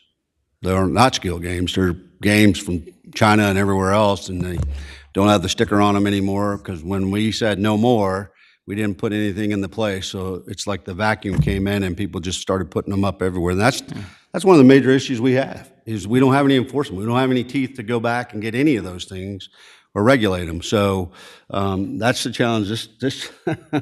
We've been chasing that cat for a while, and we got to get some teeth to it. Without enforcement, everything we do up here is in vain. So I appreciate you bringing that up. Anyone else have Mr. Chairman? Yes, Mr. Chairman. I just want to make one additional comment, because I've spoken with quite a few folks who are in the gaming industry, and as you all see here, this is a joint subcommittee to discover, to do a lot of study and evaluation and things of that nature. So what I want to say to all of you, whether you're casino, whether you're skill games, whether you're iGaming, whatever you guys are, I've said this once, I will share with you again, you all need to give us some help in how to go about these regulations and how to proceed in the Commonwealth of Virginia. We have an onslaught of gaming entity within the Commonwealth, and I will share this with you. I don't believe you want to leave the total regulations of gaming, the gaming industry, into the hands of legislators. Put it into our hands without any recommendations and suggestions from you all. You're going to have to take what we give you. And I'm just pleading in, I'm asking you all, whatever entity you are involved with, we would love to have your help so that what your interest is, all of your interests, will remain healthy and productive and economically profitable for you. But leave it up to us. Don't get upset with what you get. I greatly appreciate that. All right, Mr. Chairman, thank you. I think that's the delegates' motion to pass the Gaming Commission so we can take it out of our hands. Antonio, thank you. Thank you. All right. Next up, we have Ryan Solz, who is the Vice President of Government Affairs for Boyd Gaming. Kevin's with you. Yeah, Mr. Chairman, if I may, I'd like to turn it over to Kevin first. No, I'm kidding. Go ahead. Come on up, Kevin. Put you under the gun a little bit. Thank you so much. So my name is Kevin Kriegzold. You look like Wyatt Earp, bro. I do? That good or bad, I'm not sure. Go ahead. So I'm Kevin Kriegzold. I'm a citizen of the Pamunkey Indian Tribe. I'm also on the tribe's gaming authority. And just want to talk a little bit about the tribe and our history and our relationship with Boyd. So we've been in this area for more than 10,000 years. And you probably have heard about some of our most famous citizens, Pocahontas, Powhatan. They're all Pamunkey Indians. We live on a reservation, about a 1,200 acre reservation in King William County, Virginia. And many of our tribal citizens live on the reservation and across Virginia itself. I want to talk a little bit about our interest in gaming. The tribe's interest in gaming has never just been about creating opportunities for ourselves. It's about creating opportunities for a lot of different types of people. We want to strengthen the communities around us as well. As an example, in Norfolk, we found that the city welcomed us and believed in our vision. Since that partnership began, we've worked and given back tremendously, because food insecurity is something we understand personally. Much of our outreach has been focused on supporting local food pantries and meal programs. Since 2020, the tribe has donated more than $730,000 and millions of pounds of food back into the food pantry program in Norfolk. We've also served as the primary sponsor for Impact Virginia's Turkey Trailer program, which provides Thanksgiving meals to families in need. We're proud that Boyd Gaming, our partner, has joined us in continuing and expanding these efforts. From our first conversations, Boyd demonstrated not only the experience and financial strength for success, but also a commitment and shared values. We could not be more excited about the work we're doing together and are thrilled to call him our partner. So with that, I'll turn it over to Ryan to talk more about what we're doing. Thanks. Thank you, Kevin, and thank you, Mr. Chairman, members of the Joint Subcommittee. I promise we have a great presentation that we seem to be having some technical difficulties. I hope it's in your materials. Good. Apologize that we're not able to share it here on the screen today. But, one of the things that Kevin spoke to is shared vision and values. And, we're pleased to partner with the Pamunkey Tribe, not only to continue their legacy of giving back in Norfolk and in this Commonwealth, but also their vision in terms of bringing a first-class destination resort to Norfolk. As their development partner and operational manager, we talk a lot about shared culture and shared vision. Our company, a lot of folks aren't familiar with who Boyd Gaming is. We've been around for 50 years. Our company's co-founding by Sam and Bill Boyd, a father-son duo, was really based upon one core value: integrity. And what that means is doing things the right way, but also treating people right and giving back to our communities. And that is what we are doing throughout our portfolio of 28 properties in 11 states. This development we have underway with the tribe will be number 29, and the Commonwealth will be our 12th jurisdiction. We're very proud of the destination resort that the tribe had in mind from the outset of what they wanted to develop. We are well underway with construction of that project. I wanted to say that I can't get into a lot of financial details today because we are in a quiet period. We have an earnings report that's on Thursday, so I hope you forgive me for being rather brief, but I'll put it in the parlance that Director Jones used. We will not be scraping the wall on the $300 million minimum capital investment. When we talk about a destination resort, we're also talking about something that is much more than gaming, and I want to applaud Caesars and Hard Rock and what Rivers is doing now, and I know what our friends at Cordish have proposed up in Petersburg. What we're bringing to Norfolk is a true destination resort. It was crystal clear from the outset of our conversations. That was important to the tribe, it was important to the community, and it was important to us to bring an asset into the region that everyone could be proud of, something that would attract visitors from throughout the Mid-Atlantic. While the casino is certainly the anchor of our investment, we also have a 200-room hotel tower with 24 suites, 8 food and beverage outlets that run from upscale casual to fine dining, a spa, fitness center, meeting and event space, and you may see in the renderings the sky deck with the pool and the cabana that are about 50 feet up in the air that provide great views of Harbor Park and the riverfront there in Norfolk. We wanted to build something that everyone can be proud of, and we're working very hard to do that. We look forward to continuing to provide you updates on where we are throughout this process. But just as important as developing a brick and mortar resort that everyone can be proud of, we wanted to make sure that we continued with the path that the tribe had started in terms of food insecurity and giving back to the community.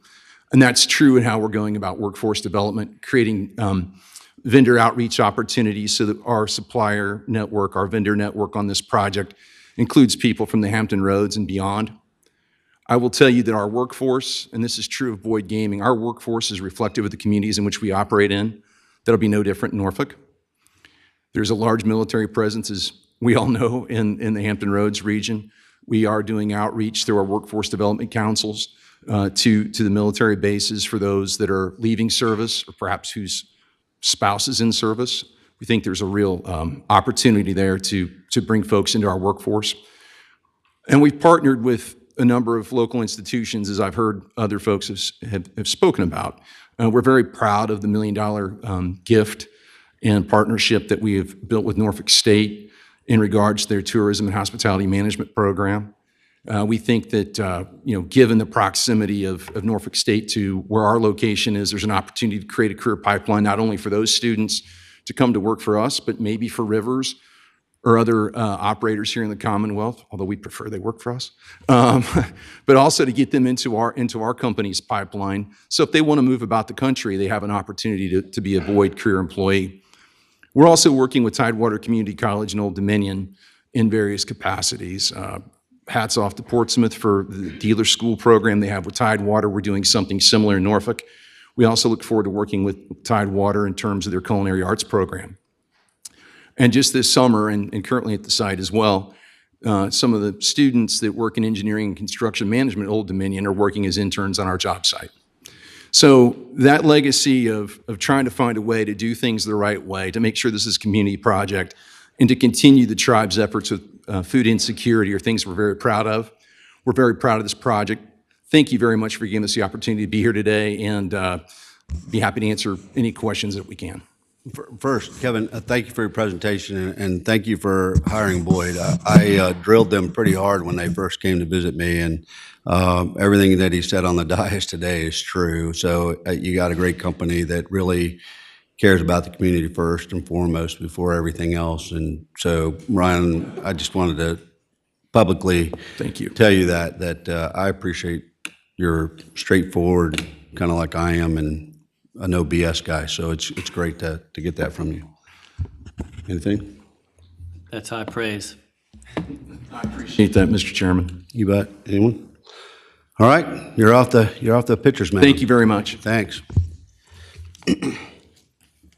Okay, next we have Rob Norton and Mark Stewart. Rob is the president of the Cordish Gaming in Petersburg, and Mark is their general counsel. Come on up.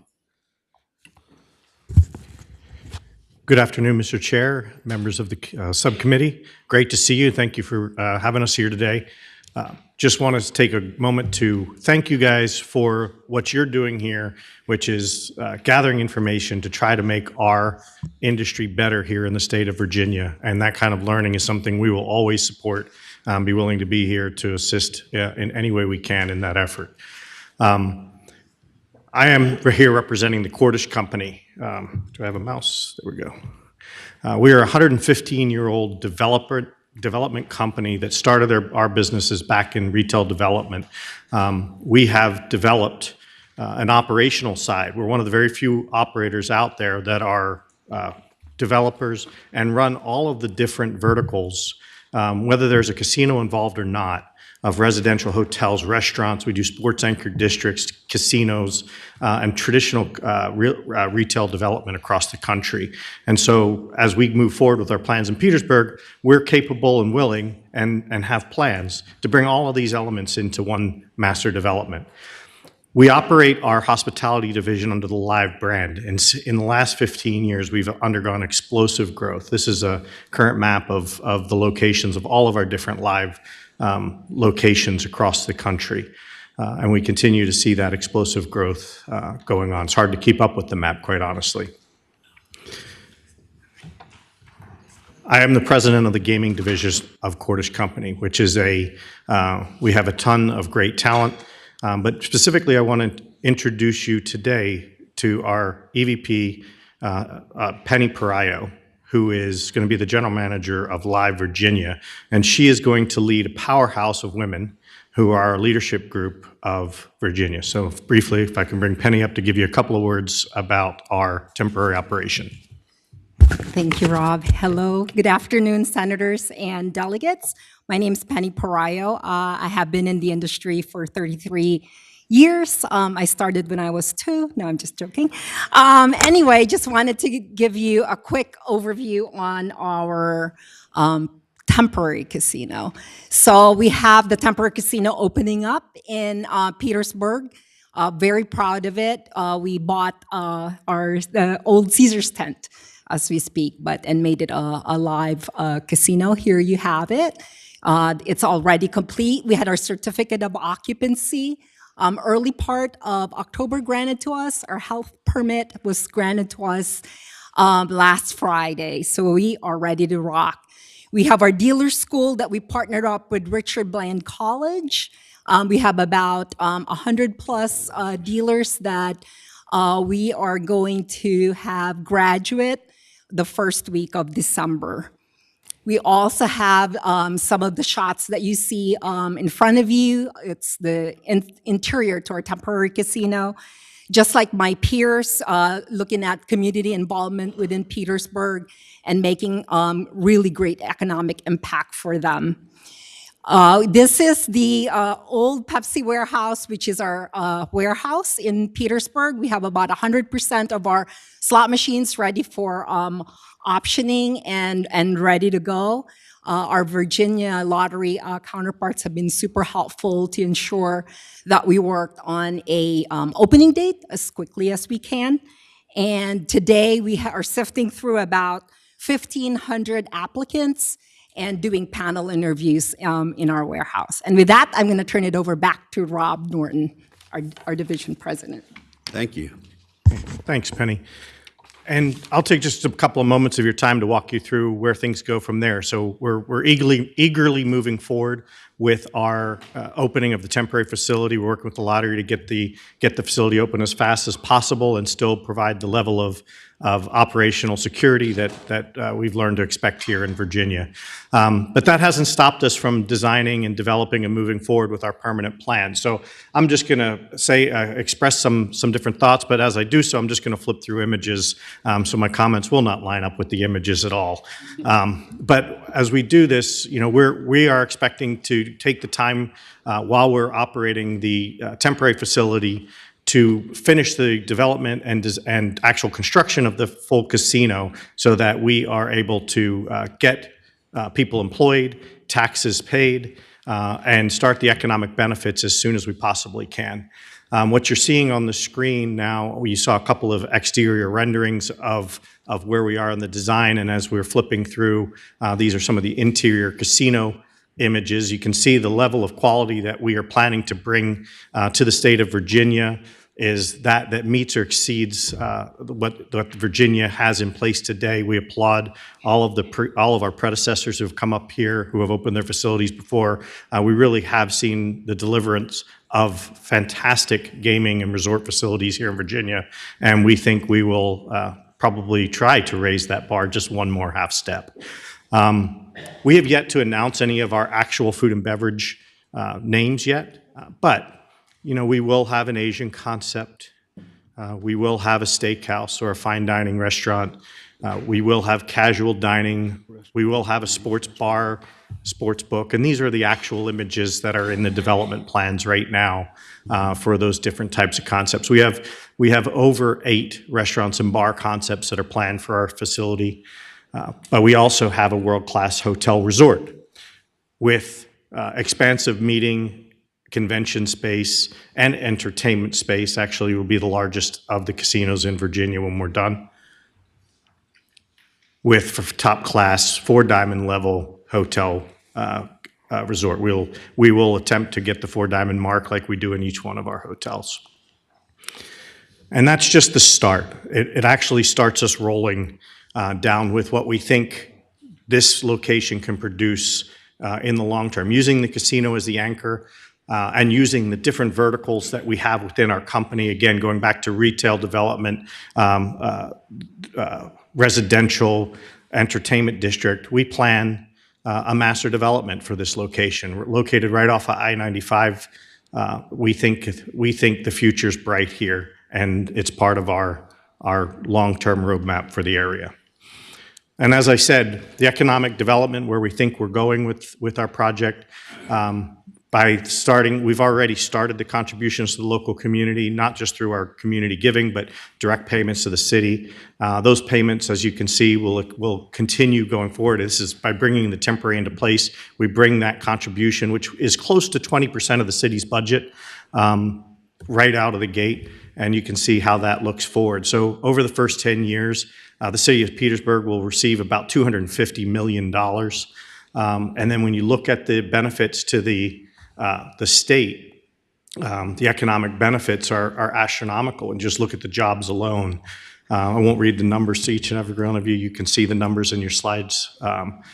But we are excited. We've seen this type of impact everywhere we've gone with projects like this, and we love to actually be held to our word and to see that we deliver on what we've talked about. We expect to open the temporary facility sometime in the very, very first part of 2026, and we are targeting to open the permanent facility sometime in late 27. A lot of different things have to happen in between there.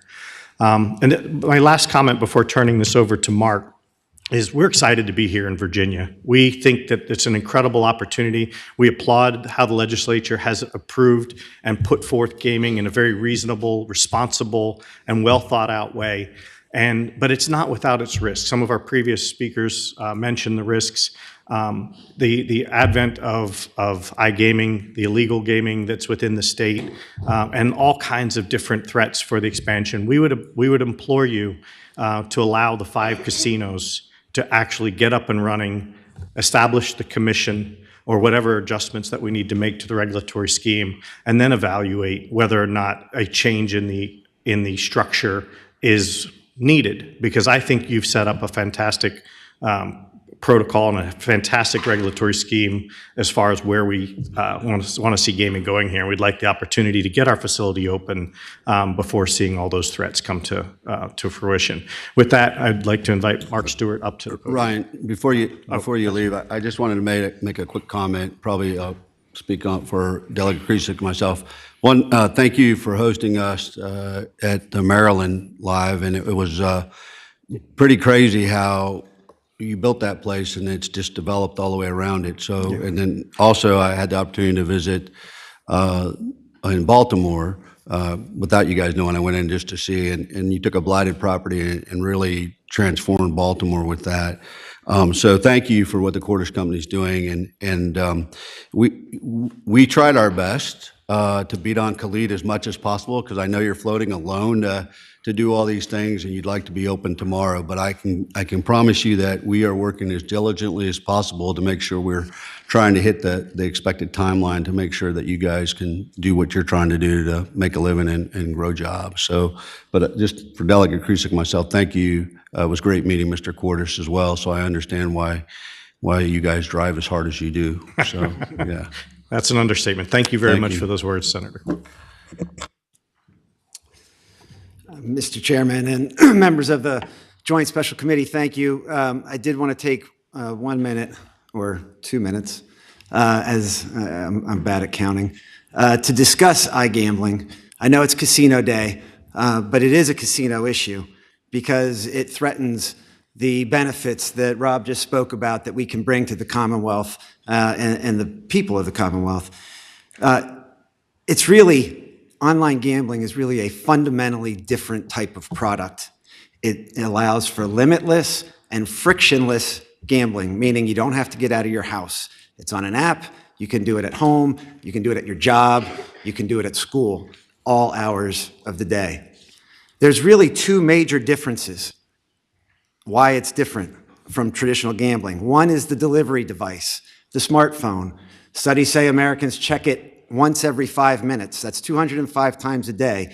If you factor in sleeping hours, it's even less than once every 5 minutes. So this device is already designed to bring us back to it over and over again. But it's not just the accessibility that's an issue. The games are different. They're engineered differently to get you to gamble more and to gamble faster. And anytime that you kind of take a pause from that, you're inundated with push notifications. The professor of global health at Harvard University said that online gambling is 10 times more harmful than traditional forms of gambling. And it's creating a public health crisis. Stuart Kenny, who was the co-founder of Paddy Power, which is the parent of FanDuel, said a few years ago that the industry was going to change dramatically from an entertainment business to an addiction business. Unfortunately, some of his words are already turning out to be true. In Pennsylvania, there's been a 320% increase in calls to the helpline since iGaming launched. You see similar increases in New Jersey and West Virginia and Michigan. According to Rutgers University, in a study they put out in 2023, nearly 20% of 18 to 24-year-olds in New Jersey qualify as having a gambling problem. And the leader, the executive director of the New Jersey Council on Compulsive Gambling, pointed out that the increase in that state has a lot to do with easy accessibility to gamble on your phone. Given all of this, one question becomes, why should Virginia consider putting a casino on every cell phone in the state? Respectfully, we're saying, please don't. We urge you not to. iGambling is actually illegal in 43 states. It's only legal in 7. It's not some prevalent thing. Bills over the last 2 years were rejected more than 21 times in different states. There's promised easy tax revenue, which is elusive, but the social costs are real and severe. And the fundamental premise gets you an A in business school, but it's not great for states or the communities. Increasing profits through dramatic reductions in employment and investment. We have urged states everywhere we've been to consider the complete picture and come up with the net benefit. Don't just take the promised top-line revenues, but consider the amount of gaming tax, casino gaming tax you're going to lose from cannibalization. And then also consider the non-gaming taxes you lose when you drive foot traffic away from the casinos and people aren't staying at the hotel and we use less suppliers and vendors. And then consider the impacts of the lost jobs and, of course, the increased spending that comes from the social problems, whether it's criminal justice or increased bankruptcies or children and youth and family disintegration and more. The true net impact for iGambling in many states is minimal to negative. And the harms are widespread. The gentleman from Rush Street mentioned Pennsylvania job losses. From when it launched in Pennsylvania in 2019 to 2024, at the casinos that were open before the launch, 3,700 direct casino workers lost their jobs. It's a 26% decrease in the casino workforce. Similar experience happened in Michigan, where Unite Here has testified that 38% of their members lost their jobs since iGambling launched. And organized labor in general has been opposed to it in various states. Small businesses and suppliers to casinos, including MBE and WBE suppliers, lose substantial revenue, hurts the businesses, also impacts non-gaming taxes. And of course, under Virginia's scheme, host communities and their revenues will be impacted. As Rob pointed out, the General Assembly, you all have built a tremendous framework and foundation with the work you've already done in your Gambling Act, or your Gaming Act. And you're an example of what a successful model is, where the legislature is careful and strategic and cautious, and you promote stability. Those factors drive and maximize jobs and revenue, and they're key to reinvestment. And as Rob said, we would just encourage that you allow all of the permanent casinos to get open. If there's going to be a new commission, let them get established and get their feet wet and allow for stability before further expansion is considered. Thank you very much for your indulgence of our time. We've got Senator Eben in the queue and then Senator McPike. Yes, thank you for the presentation. I had a question. You made reference to iGaming, and I'm not disputing anything you said in terms of the potential negatives in New Jersey, West Virginia, Michigan, and you referenced Pennsylvania. Do you guys have a brick and mortar casino in Pennsylvania?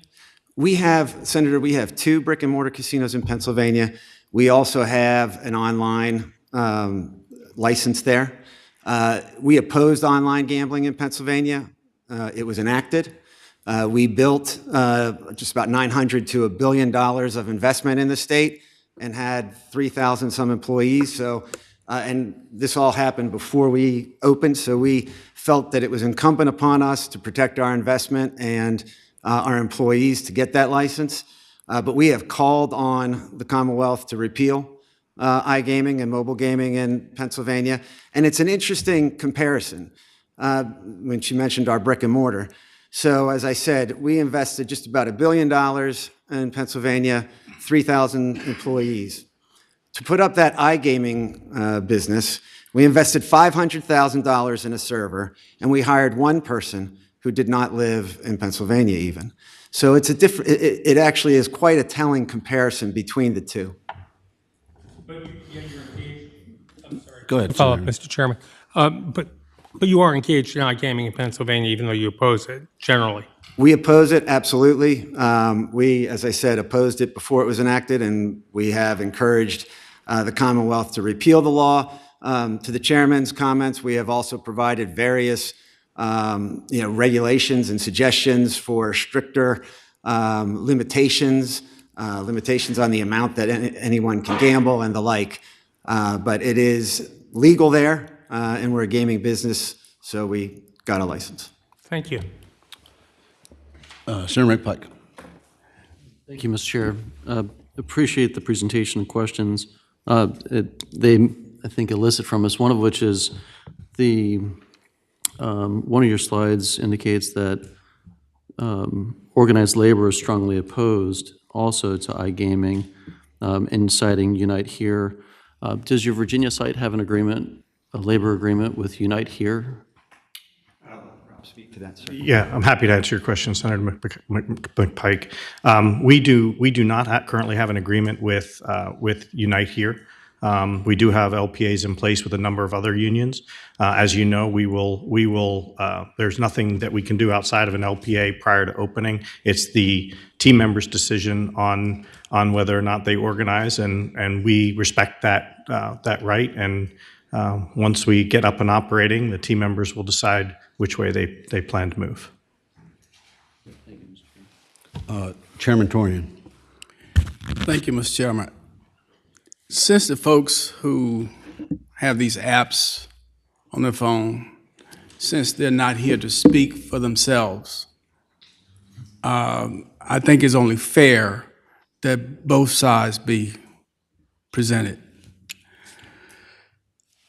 I appreciate you coming and talking to us about what you want to do in Petersburg. But then again, I find some hypocrisy. You speak against apps on the phone, but yet you have one in Pennsylvania. You are either for it or you are against it. But you jump into the fray because it's profitable. So tell me, you don't have to tell me now, but think about it. Should we tell the folks, and we've got folks in the Commonwealth of Virginia, companies that come to us that want access to have apps on their phone. They have every right, and I'm not saying I agree with them or disagree, because I don't game. I go to the restaurants, and I use your hotels, but I don't game, I don't gamble. But those folks have just as much a right as you do. Your presentation to me today was to talk about what you want to do in Petersburg.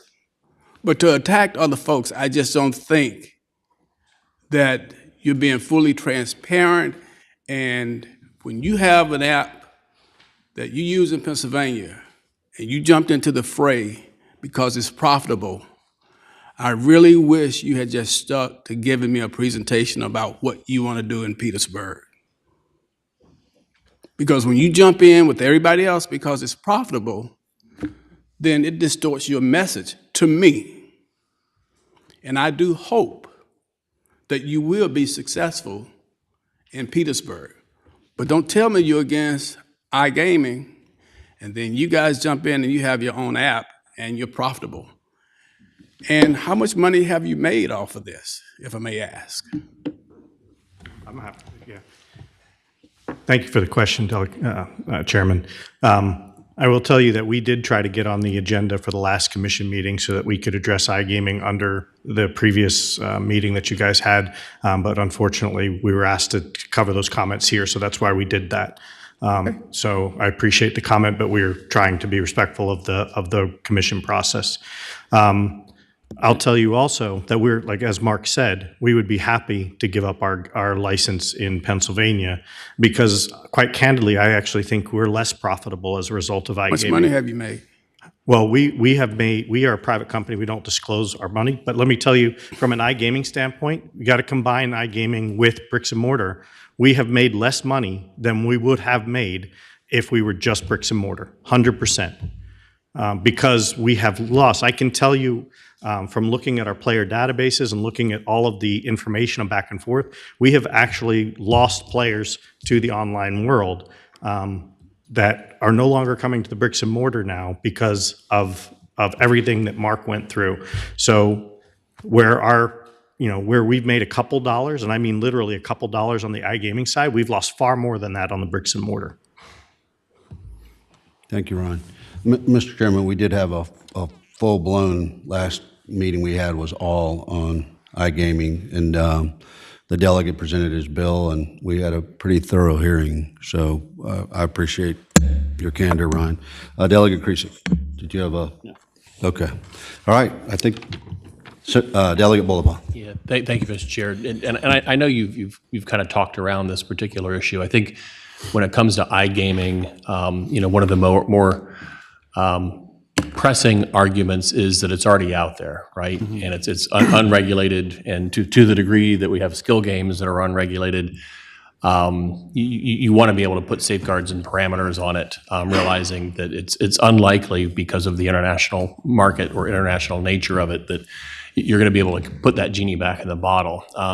I guess for me, kind of the question is, all right, if you do make it legal, you're certainly helping with safeguards for people who are already engaging. I guess the question for me is how many more people then take advantage of it because it is legal? And I know you've talked about Unite here and you've talked about different revenue, but do we have any more harder statistics with respect to if you legalize it, how many more people actually use it that weren't already using it illegally before? There is an organization, and one of their representatives spoke at the prior hearing, the Campaign for Fair Gambling, that has done extensive studies with a group named YieldSec. And they've shown a couple things. I'm not sure if they've developed the exact answer to the question that you're asking, Delegate. But what they've shown is that legalization does nothing to shrink the illegal activity. It actually grows after legalization. And that's been shown across Europe and in other countries as well. They also showed that at the same time, you do have more gambling going on online, so the per capita amount that each resident loses grows.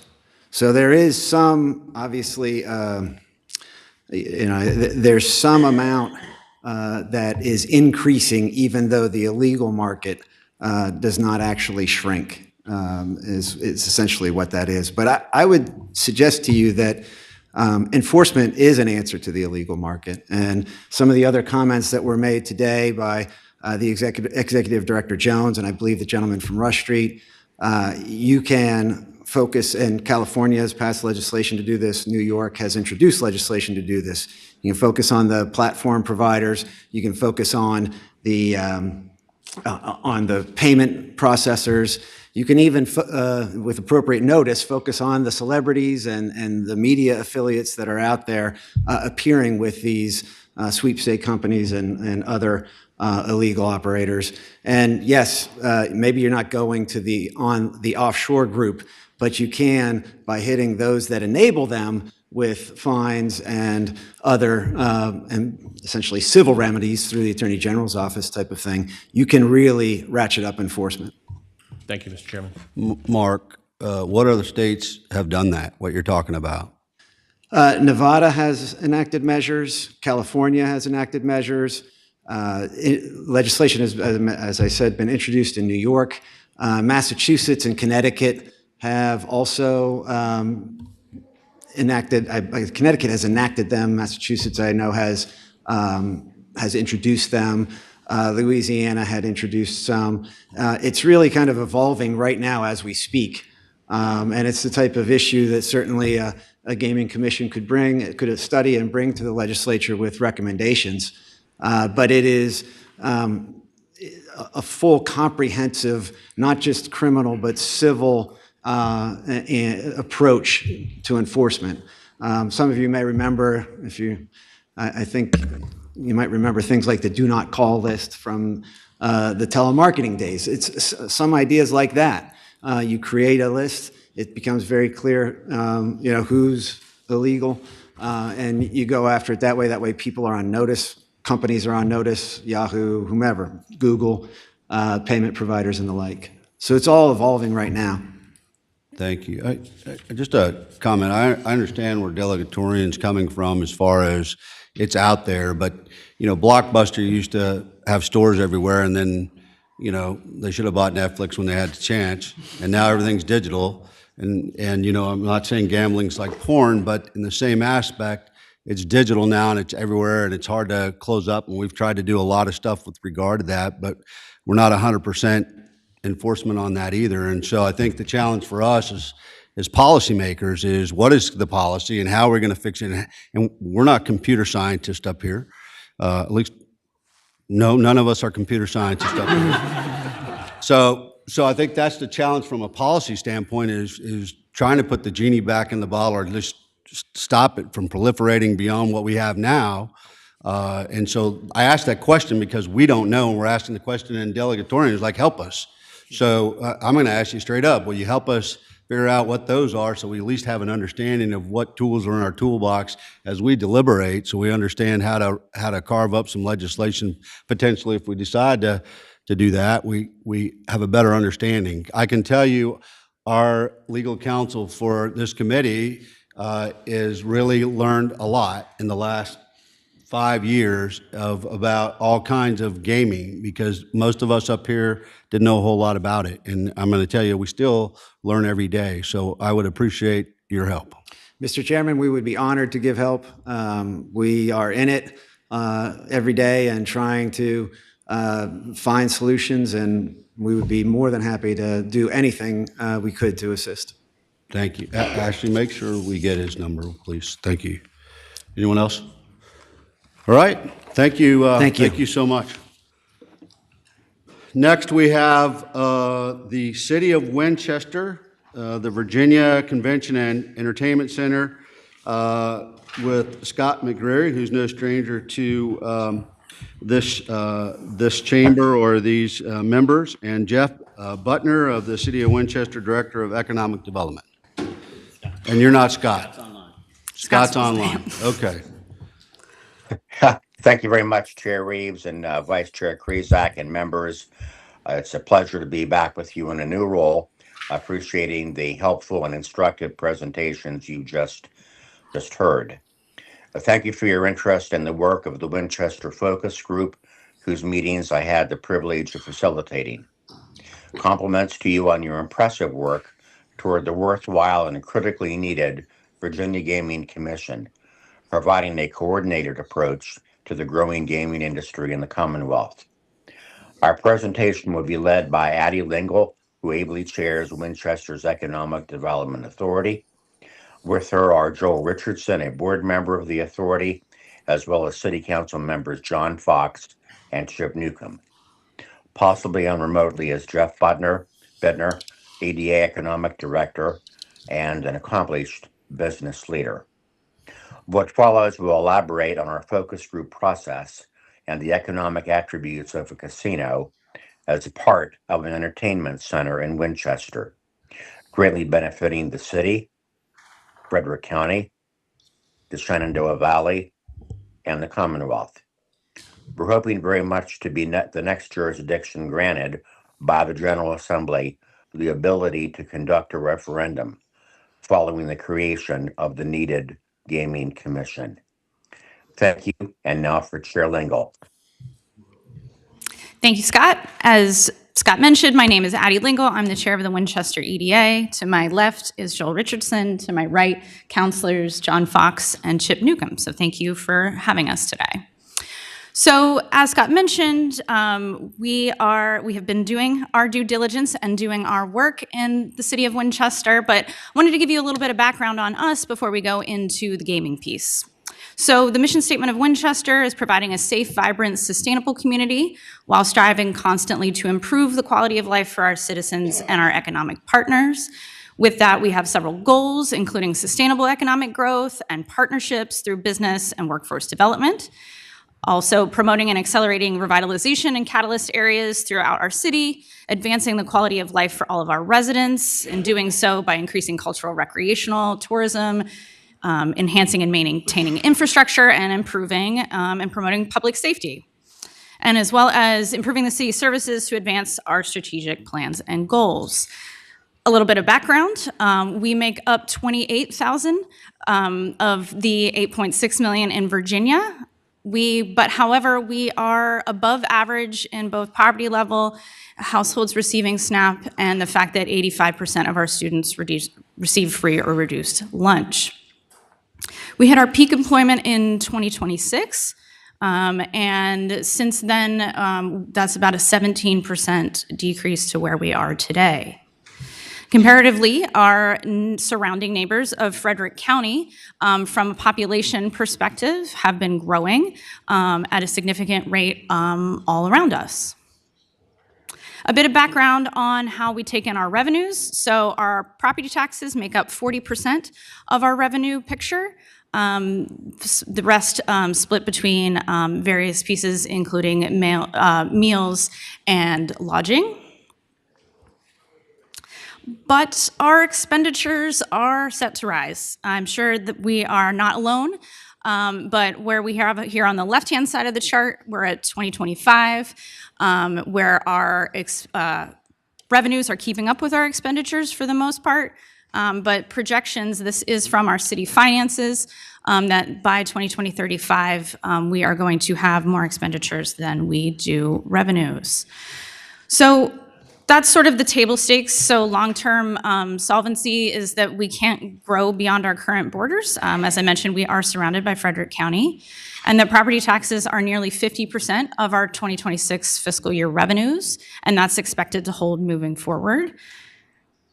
Saying that, also 25% of our land is tax exempt. So we have a large hospital system, we have a significant school, university factoring in there, as well as nonprofits and other faith-based organizations. So the counselors to my right have, and their colleagues have unfortunately had to raise the effective property tax rate in the past 5 budget cycles.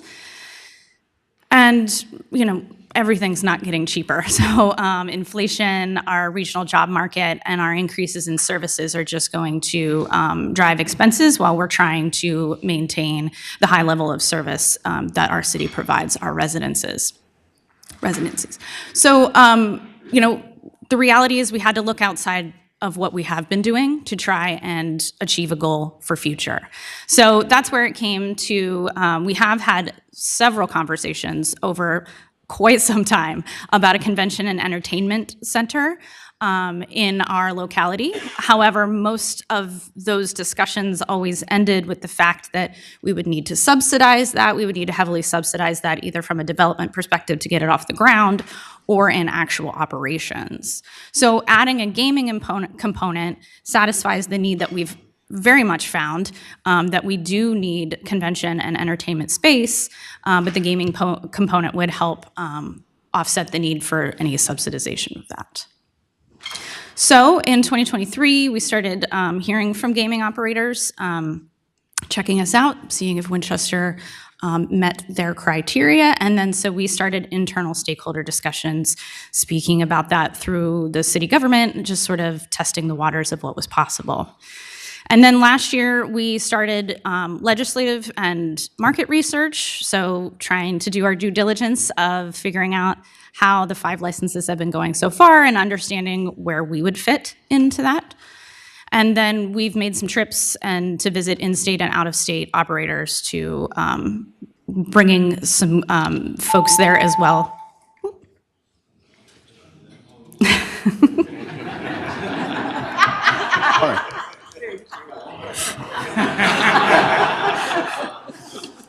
All good.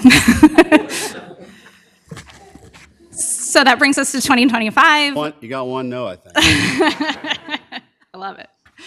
So that brings us to 2025, where we really started digging in. So this is where we've done our quantitative and qualitative studies. and sort of dug in earnest of speaking with external stakeholders. So that it brings us to where we are today. So talking about those studies, so we commissioned 2 separate studies to explore the feasibility of this. Again, Entertainment Convention Center with an attached gaming component. We did a quantitative study with Mangum Consulting, again, focusing on the numbers, the jobs, the revenue, the taxing, that sort of piece. And then a qualitative work group study that, again, we worked with Scott on, as he mentioned, to speak with our community. So let me chat a little bit more about that. So we were really proud of this. We, in the economic development world in the city of Winchester, we are big on bringing the community in for these discussions. We do this with other developments, other neighborhoods, this sort of thing. So we brought together 25 members. This study group included members from educational institutions within our city, also city and county stakeholders, so the councilors to my right, members of the Planning Commission, member from the EDA, community development staff, tourism, et cetera. And then as well as nonprofits. So we brought in the NAACP, the Regional Chamber, faith leaders, private sector business organizations. And this group was known to each other, but their participation was kept confidential, with the exception of the 2 counselors to my right, since they were appointed by the president of council to participate. But we wanted people to be able to speak freely. We wanted people to be able to express their views and questions in an environment that would do that. So we were very, very happy with that. We had 5 different sessions. The first was sort of an introduction agenda. So this was getting everybody on the same page, getting so that they could understand where we were starting from and what we were trying to learn. Then your chair and Delegate Krisick were also a part of this particular part for session 2, where we learned about the state legislative process. So we learned, the group learned about where you are in current state and future state, and a bit of understanding around that. Session 3 wrapped around crime and the habitual nature of gaming. So we chatted with the chief of police in Bristol and the state police unit commander for gaming enforcement, as well as the problem gaming prevention coordinator. So this was a very interesting and enlightening group. This helped to answer some questions that our group had, and I think bringing these experts in was incredible for them to get the full scope of how it's been going elsewhere. Also knowing from the problem gaming prevention coordinator about how Virginia has a volunteer registry that folks with problem gambling can sign themselves up to be restricted from access. So lots of learning there.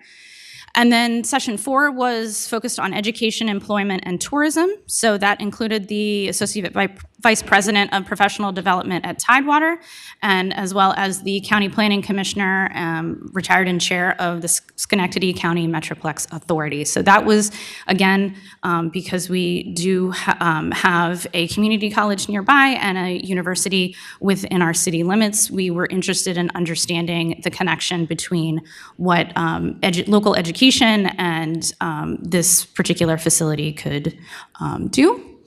And then we followed that by session 5, which was the investment, property tax values, and taxes. So that focused on, that was our finance director from the city of Winchester. So presenting the same presentation, the 10-year forecast that had been presented to council, presenting it to these folks so we could just fully wrap our heads around that. It's looking really great right now, but we're going to need to make some changes in order to be able to get through the future. And then as well as the Magnum Economics, who did our impact analysis consultancy. So they were able to participate in that so folks could understand that. So this was very interesting. So these folks were polled before they started, and 66% of them had an unfavorable view of gaming, the operators, the process, that whole experience. And then our chair, Jeff Bittner, did individual exit interviews with folks, and after all of our sessions, 85% came out with a favorable view of gaming operators and the process. So, and those that had unfavorable views missed 2 or more of those sessions. So what that really told us is the information is key here, and having folks understand and really get the full picture allows them to change their views potentially. And then from a quantitative perspective, some rough numbers that we learned that if we were to add this into our locality, that would mean approximately 3,100 local jobs. Full transparency is that the majority of the folks who have their jobs in the city of Winchester also live in Frederick County. So this is more of a local job situation as opposed to just the city. But we would also, that would include $180.9 million in local wages and benefits and approximately $640 million in local economic output. So it's not just, these are numbers that I'm sure you have seen for all of these other localities in consideration, but we are really eyeing the fact too of the jobs that this type of development could create, both in the development of it, and then also the maintenance and the performance of it all.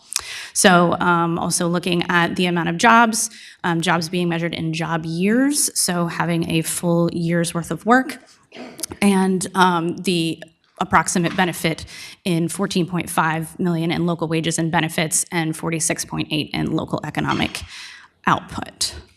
So this is showing where we sit in relation to the existing 5 licensures. So each area representing a 2-hour drive. So that is the borders that you're seeing there. So that we are sort of an underrepresented area as it relates to Virginia as the current licensures fall.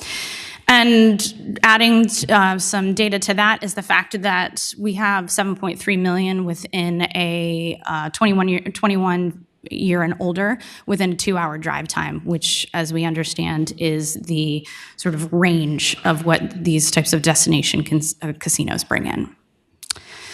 So just to sum this all up, so we are landlocked. We are an independent city. We have a very rich history and a very vibrant community, but we've got some difficulties with long-term revenue diversification, and so we went down the path of how much can we learn about this. So we did our stakeholder engagement and education to really figure out how this would fit in our community, and we've got a wide area of folks that could come visit us. We have amazing tourism as it stands now, but we could bring in more. So this is Winchester's formal and respectful request to both this committee and the General Assembly in general that once you determined your next process for licensure, that you keep Winchester in mind.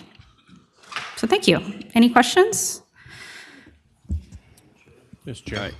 Yes, Delegate Bulova. Yeah, thank you, Mr. Chairman. I've got a couple of just quick questions. Sure. I know on that last slide, you would use the word Winchester formally and respectfully request. So does that mean the city council has actually taken a vote? No, we're not at that stage. Sorry, my apologies thank you for allowing me to clarify. So we would like to continue to move forward in the process of having these conversations, knowing what your intentions are and understanding sort of what the next licensure space is going to be. And then, yes, we will then take all of our steps on our side.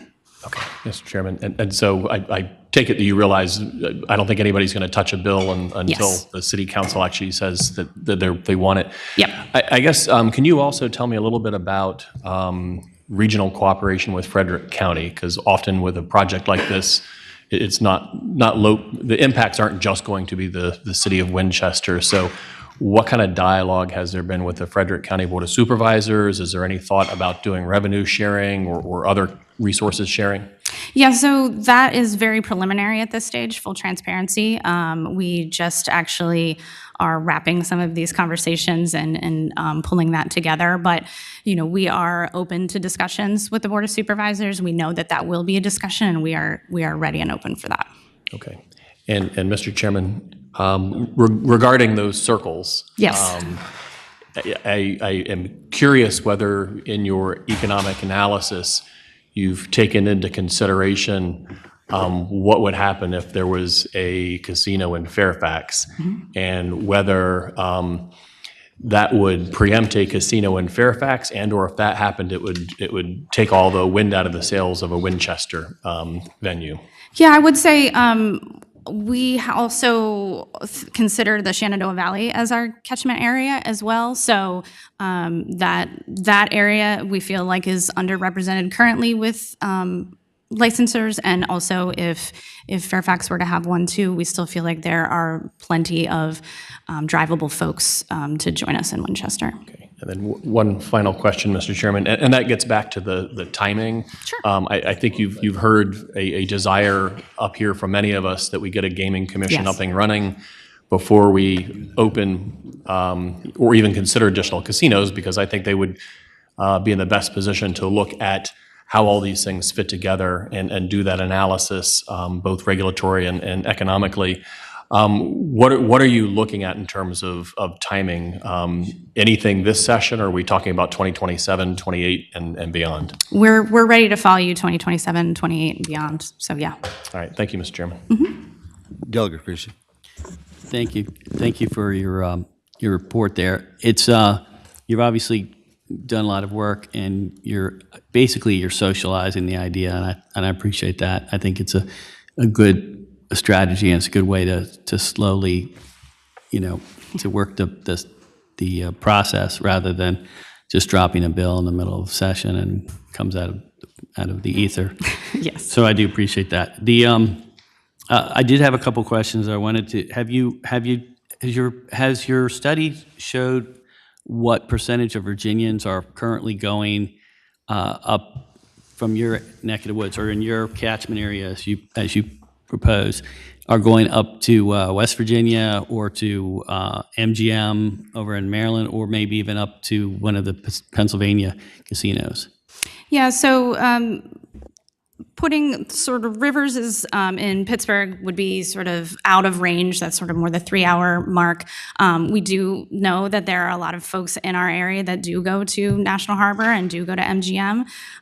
There obviously is Charlestown, which is right across the border from us in West Virginia, but the type of product that we are looking for Winchester is really aiming for that destination event, hotel, the whole sort of grab space to really be a destination. So we can, I don't know numbers offhand to be fully transparent. So yes. I just want to applaud all the hard work you've done since you've talked to Paul and I early on in the process, and it's really impressive. But my question is probably more directed to your members on the board. What are you guys going to do as a city if you don't get a casino to solve your income problem? Great question. That is one of the things right now that we are. That is one of the things that we have a challenge with, is trying to come up with alternative revenue sources. Being landlocked at 9.3 square miles, we really don't have a lot of area to have a ton of organic growth. We are having good growth that's going on in the city right now, but this is one of our ideas to come up with to see if this would be something that works not only for the city, but also we're well aware of the county and the impacts that this could have on them as well. Thank you. Delegate Creasy. I'll just say this for the record out there, now that the media is all left. No, casinos are not the panacea. Sure. So it is a good idea to have your plan B and C. I understand that Scott McGarry online has raised his hand. Yes, thank you, Vice Chair Krizak. I just thought I would elaborate for a moment with respect to the question about Frederick County. Four of the most important conversations that Mr. Bittner and I have had have been respective talks with delegates Wiley, Oates, and Senator French. since they represent Winchester and Frederick County, and in the case of the senator, additional portions of the Shenandoah Valley, along with Delegate Oates, as well as John Jewell, who is the new chairman of the Frederick County Board of Supervisors. So they're each fully aware of our process. They know that we wanted to start the process with having, as provided by you, Vice Chair Krizak and Chair Reeves, with the legislative framework.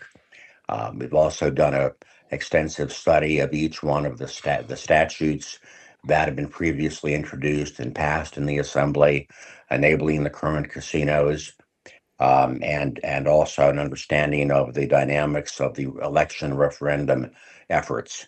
And so we're trying to learn as much from each one of the localities that have gone before us, hoping that'll be helpful. And thank you again for your interest in this valuable opportunity to be with you. Thank you. I appreciate your comments. That's a nice resolution hanging behind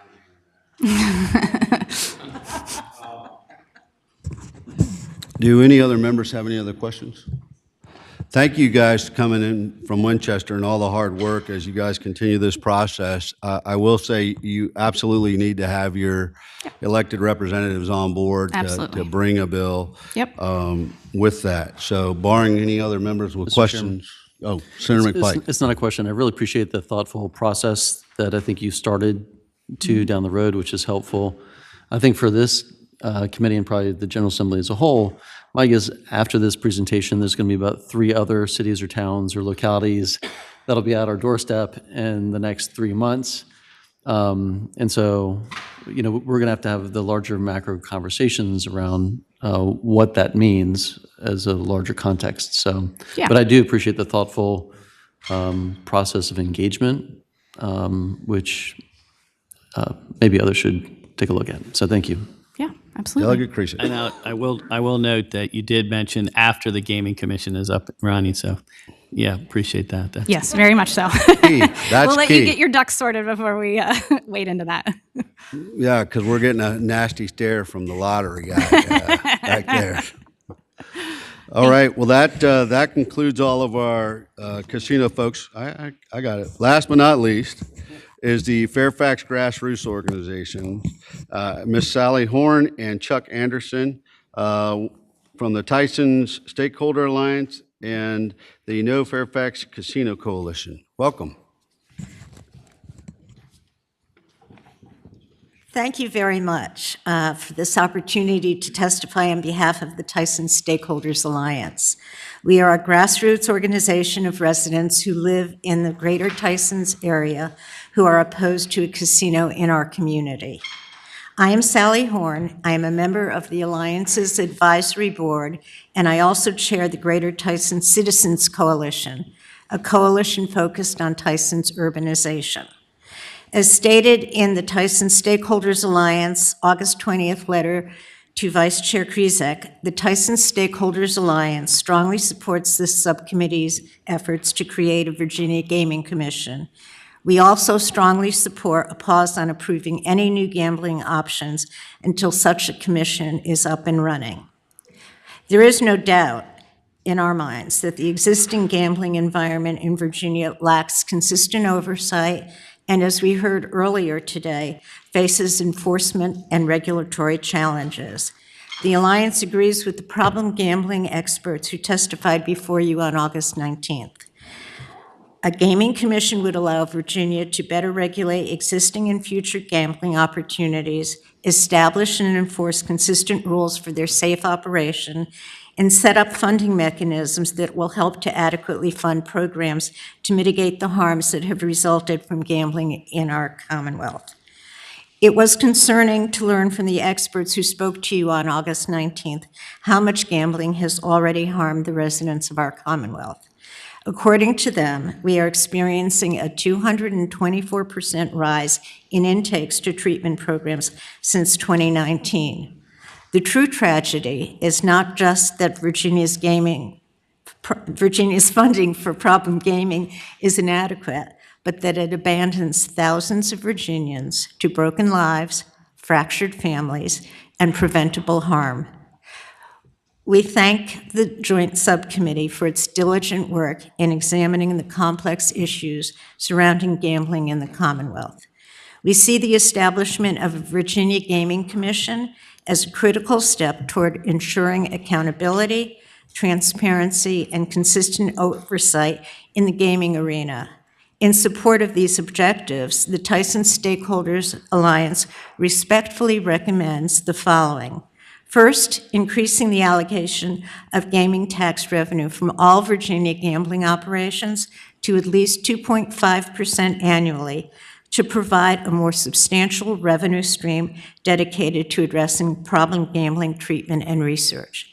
And second, mandating a pause on any further expansion of gambling in the Commonwealth, including new legislative proposals for brick-and-mortar casinos, such as the one for a casino in Tysons, until the Gaming Commission is operational with regulations in place to effectively regulate gaming in the Commonwealth. We further recommend that for all legislative proposals to permit new brick-and-mortar casinos, the Gaming Commission establish regulations that require evidence of community consultation and support, a local government request to be an eligible casino locality with the authority to hold a referendum, and a thorough and fully objective cost-benefit study commissioned by JLARC. We offer these recommendations in light of our experiences in Fairfax County. In both 2024 and 2025, unlike in the 5 localities currently approved for casinos, there was no engagement with the Fairfax County residential community, no request to Richmond from the Fairfax County Board of Supervisors, and no locality-focused study before legislation to build a Tysons Casino was introduced in the General Assembly. In fact, Board Chairman Jeff McKay stated clearly in letters to the Senate and House leadership in both years, and I quote, "Fairfax County did not seek such authority and has not been substantively involved in the development of the casino concept envisioned by the stakeholders and the patrons." Now, while the developer has not engaged with local residents, the Tyson Stakeholders Alliance has taken the time to determine where Fairfax County voters stand. Last January, the Alliance conducted a countywide study on the question of a casino in Tysons. The results, which you see displayed on the screen, make crystal clear that opposition to a Tysons casino is strong everywhere in Fairfax County. And the opposition is growing. Just a few days ago, another group, Freedom Virginia, posted a poll that revealed that now a supermajority of 75% of Fairfax County voters oppose a Tysons casino. Now, late last month, our alliance hosted a countywide webinar that addressed the expected impacts of a Tysons casino on our local economy, our quality of life, and the economic and social well-being of our residents, issues about which our residents are concerned. You will find a link to the webinar at tysonstakeholdersalliance.com.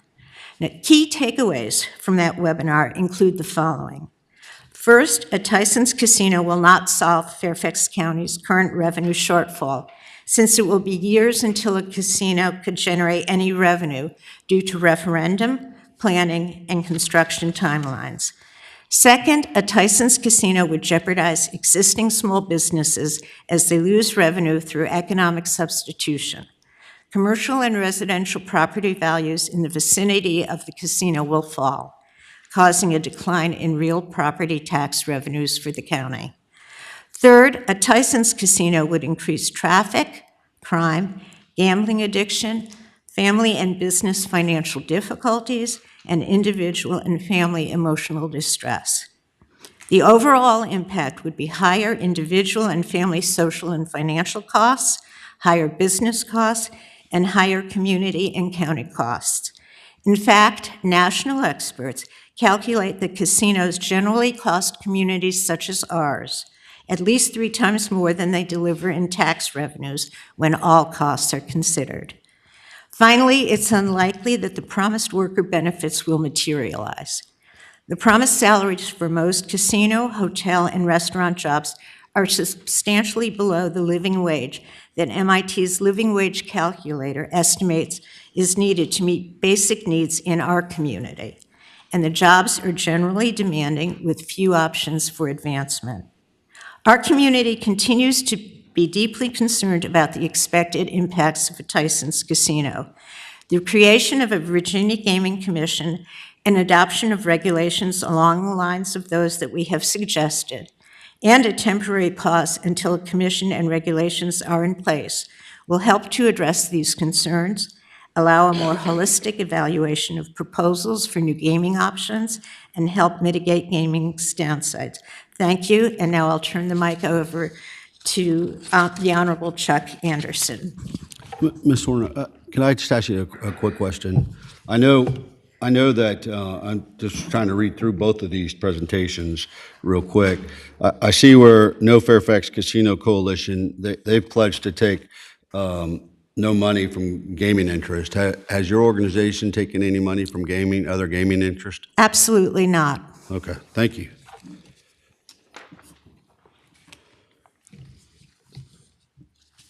Welcome, sir. Thank you and good afternoon, and thank you for the opportunity to appear before you today. My name is Chuck Anderson, and I sit on the steering committee of the No Fairfax Casino Coalition, or the NFCC. On this issue, the coalition speaks for 40 different organizations representing at least 100,000 residents throughout Fairfax County. I'm also a second-term member of the Vienna Town Council and former Vienna Planning Commissioner. Vienna is the closest incorporated town to the proposed casino site in Tysons. Last year, the council unanimously rated objection to a casino as its #1 legislative priority. Full disclosure, I'm also not a rocket scientist, but I am a retired international trade economist. While international trade and casinos obviously are different, I'm comfortable with the principles of economic impact analysis, including the fact that any complete study should consider and quantify not only the primary impacts, but also the secondary and tertiary effects. This slide just lists my 4 main points, so I'm just going to move into my next slide. As you've heard this morning, casinos certainly can bring some benefits to the table, most notably tax revenues and jobs. But there are some offsetting costs. It's really a complex equation, and it's very site-specific. The net benefits in one community can be very different from the net benefits in another. Let's consider tax revenues, for example, from a casino in Tysons. The net tax revenue effect of a casino is the gross gaming tax revenues plus or minus changes in other fiscal revenues. Anyone who has visited Tysons regularly over the past decade cannot help but have noticed its dramatic transformation. What was once a sprawl of campus-style office space in 2 malls with fewer than 5,000 permanent residents is being transformed into a mixed-use community of 100,000 people with street-level shops and restaurants, all of that connected but to the greater DMV region by a new metro line. This revitalized Tysons has attracted Fortune 500 companies, as well as many 3-letter government agencies and their contractors, national security experts who work around the clock to protect us. Whereas a casino might be a major positive economic and social force in other localities generating substantial net tax revenues, it's not an appropriate co-location candidate for these types of residential neighborhoods, businesses, and government activities. A casino in Tysons could easily lead to tenant flight over time. A resulting 10% reduction in property values in the area would knock $30 million off current levels of property tax receipts. If a casino in Tysons stunts or kills future mixed-use redevelopment, the losses would be much greater. Thus, reduction in property tax receipts alone could largely or more than totally offset JLARC's 2019 estimate of between $45 and $48 million for the locality's portion of gaming taxes. Tysons, I'm sure as you know, is also home to substantial retail. While many malls nationwide struggle, Tyson's malls have remained vibrant despite intense competition from online retailers like Amazon. Amazon has a simple strategy. If you reduce friction, you increase sales. A major source of friction for Tyson's retail is traffic congestion. Anyone who has tried to get to the Tyson's malls on a weekend knows what I'm talking about. Peak trip volume for shopping malls and casinos are pretty much the same. Weekends and evenings, especially around holidays. Adding substantial traffic to the already congested Tyson's road network at peak shopping times, along with shifts in consumer spending from goods and dining out to gaming, could severely curtail retail and restaurant business in Tyson's with attendant losses in sales tax revenues and jobs. Which brings me to the labor market impact. It's not always the case that the promised construction and service sector jobs associated with casino development and operations are additive, that is, above and beyond those that would otherwise exist if no casino were there. Land along the Silver Line Metro in Tyson's, for example, is extremely valuable, and it will be redeveloped. Whatever is built there will require construction workers and will generate service jobs. Any employment gain claims should be measured against what would be there in the future and if there were no casino, and not what is there now. Which brings me to point 2. The NFCC strongly agrees with members of this subcommittee who believe that a gaming commission is long overdue. The legislature needs to establish the commission, but importantly, also give it the resources and time to study the rapidly evolving gaming ecosystem and to draft recommendations for optimum taxation policy, youth protection, problem gambling support, and fair gaming enforcement. This subcommittee is well aware of the explosive growth of gaming in Virginia in all of its forms. Our youth and young families are particularly vulnerable to unregulated growth of gaming. The current fragmentation of the approval process, as well as lack of regulation for some forms of gaming, threatens to create market oversaturation, leading paradoxically to cries for more gaming options by operators looking to supplement declining revenue streams from existing operations. When it comes to new casinos in Virginia, the NFCC believes that it's time to get the Gaming Commission up and running before authorizing any new major gaming ventures. Our third point is simple. We've heard some rumors that future casino enabling legislation might drop the referendum requirement. We certainly do not support such a measure. A referendum has been a prerequisite for every casino site proposed in the Commonwealth to date. It would be extremely dangerous to create a precedent for developers and gaming operators to bypass local land use authority. I'll wrap up my testimony by putting on my former planning commissioner hat. Our fourth point is that there are sound reasons for leaving core land use decisions to localities. After all, those elected and appointed to serve locally have insight into the immediate area economy, the local business culture, the local labor market, and the local community's wants and needs. Tyson's is a poster child for allowing local control over casino location. The well-thought-out strategic roadmap for Tyson's future does not contemplate a casino. Indeed, there simply is not enough available land for a casino close to the size of those in other Virginia jurisdictions. To extrapolate from an old political axiom, all politics are local, and that should apply especially when it comes to whether or not to have a casino. Thank you, and I'll be happy to answer any questions. Thank you very much for your presentation. Any members left on the dais have any, or we're about out? Well, thank you so much for testifying today. I know that took a lot of time. Appreciate you guys coming down. It was great to see all the red shirts last year, and thank you for not bringing so many today. But thank you for your testimony, and we appreciate all the time. And I know Delegate Kresick, speaking for him as well, appreciate your time today. Thank you. With that, we're going to have a little bit of time for public comment. We're going to limit public comment, 2 minutes per individual. A minute. Okay, my vice chair says a minute. We're at a minute. It's been seconded. So you get a minute. So the mic it's open mic time. So if anybody'd like to come testify or have anything they'd like to tell this, what's left of us standing here or sitting here.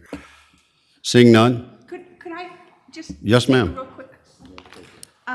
I'm Linda Walsh, and I'm with the No Fairfax Casino Coalition. And I just wanted to say that the presentations today were really eye-opening for me.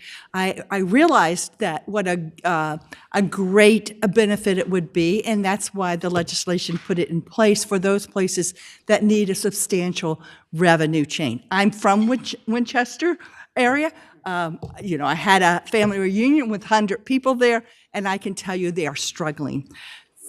Fairfax County isn't in that type of dire straits, so I really hope that we can reserve the opportunity for those locations that need that tax revenue stream. So thank you for the opportunity. Thank you so much for your testimony and brevity.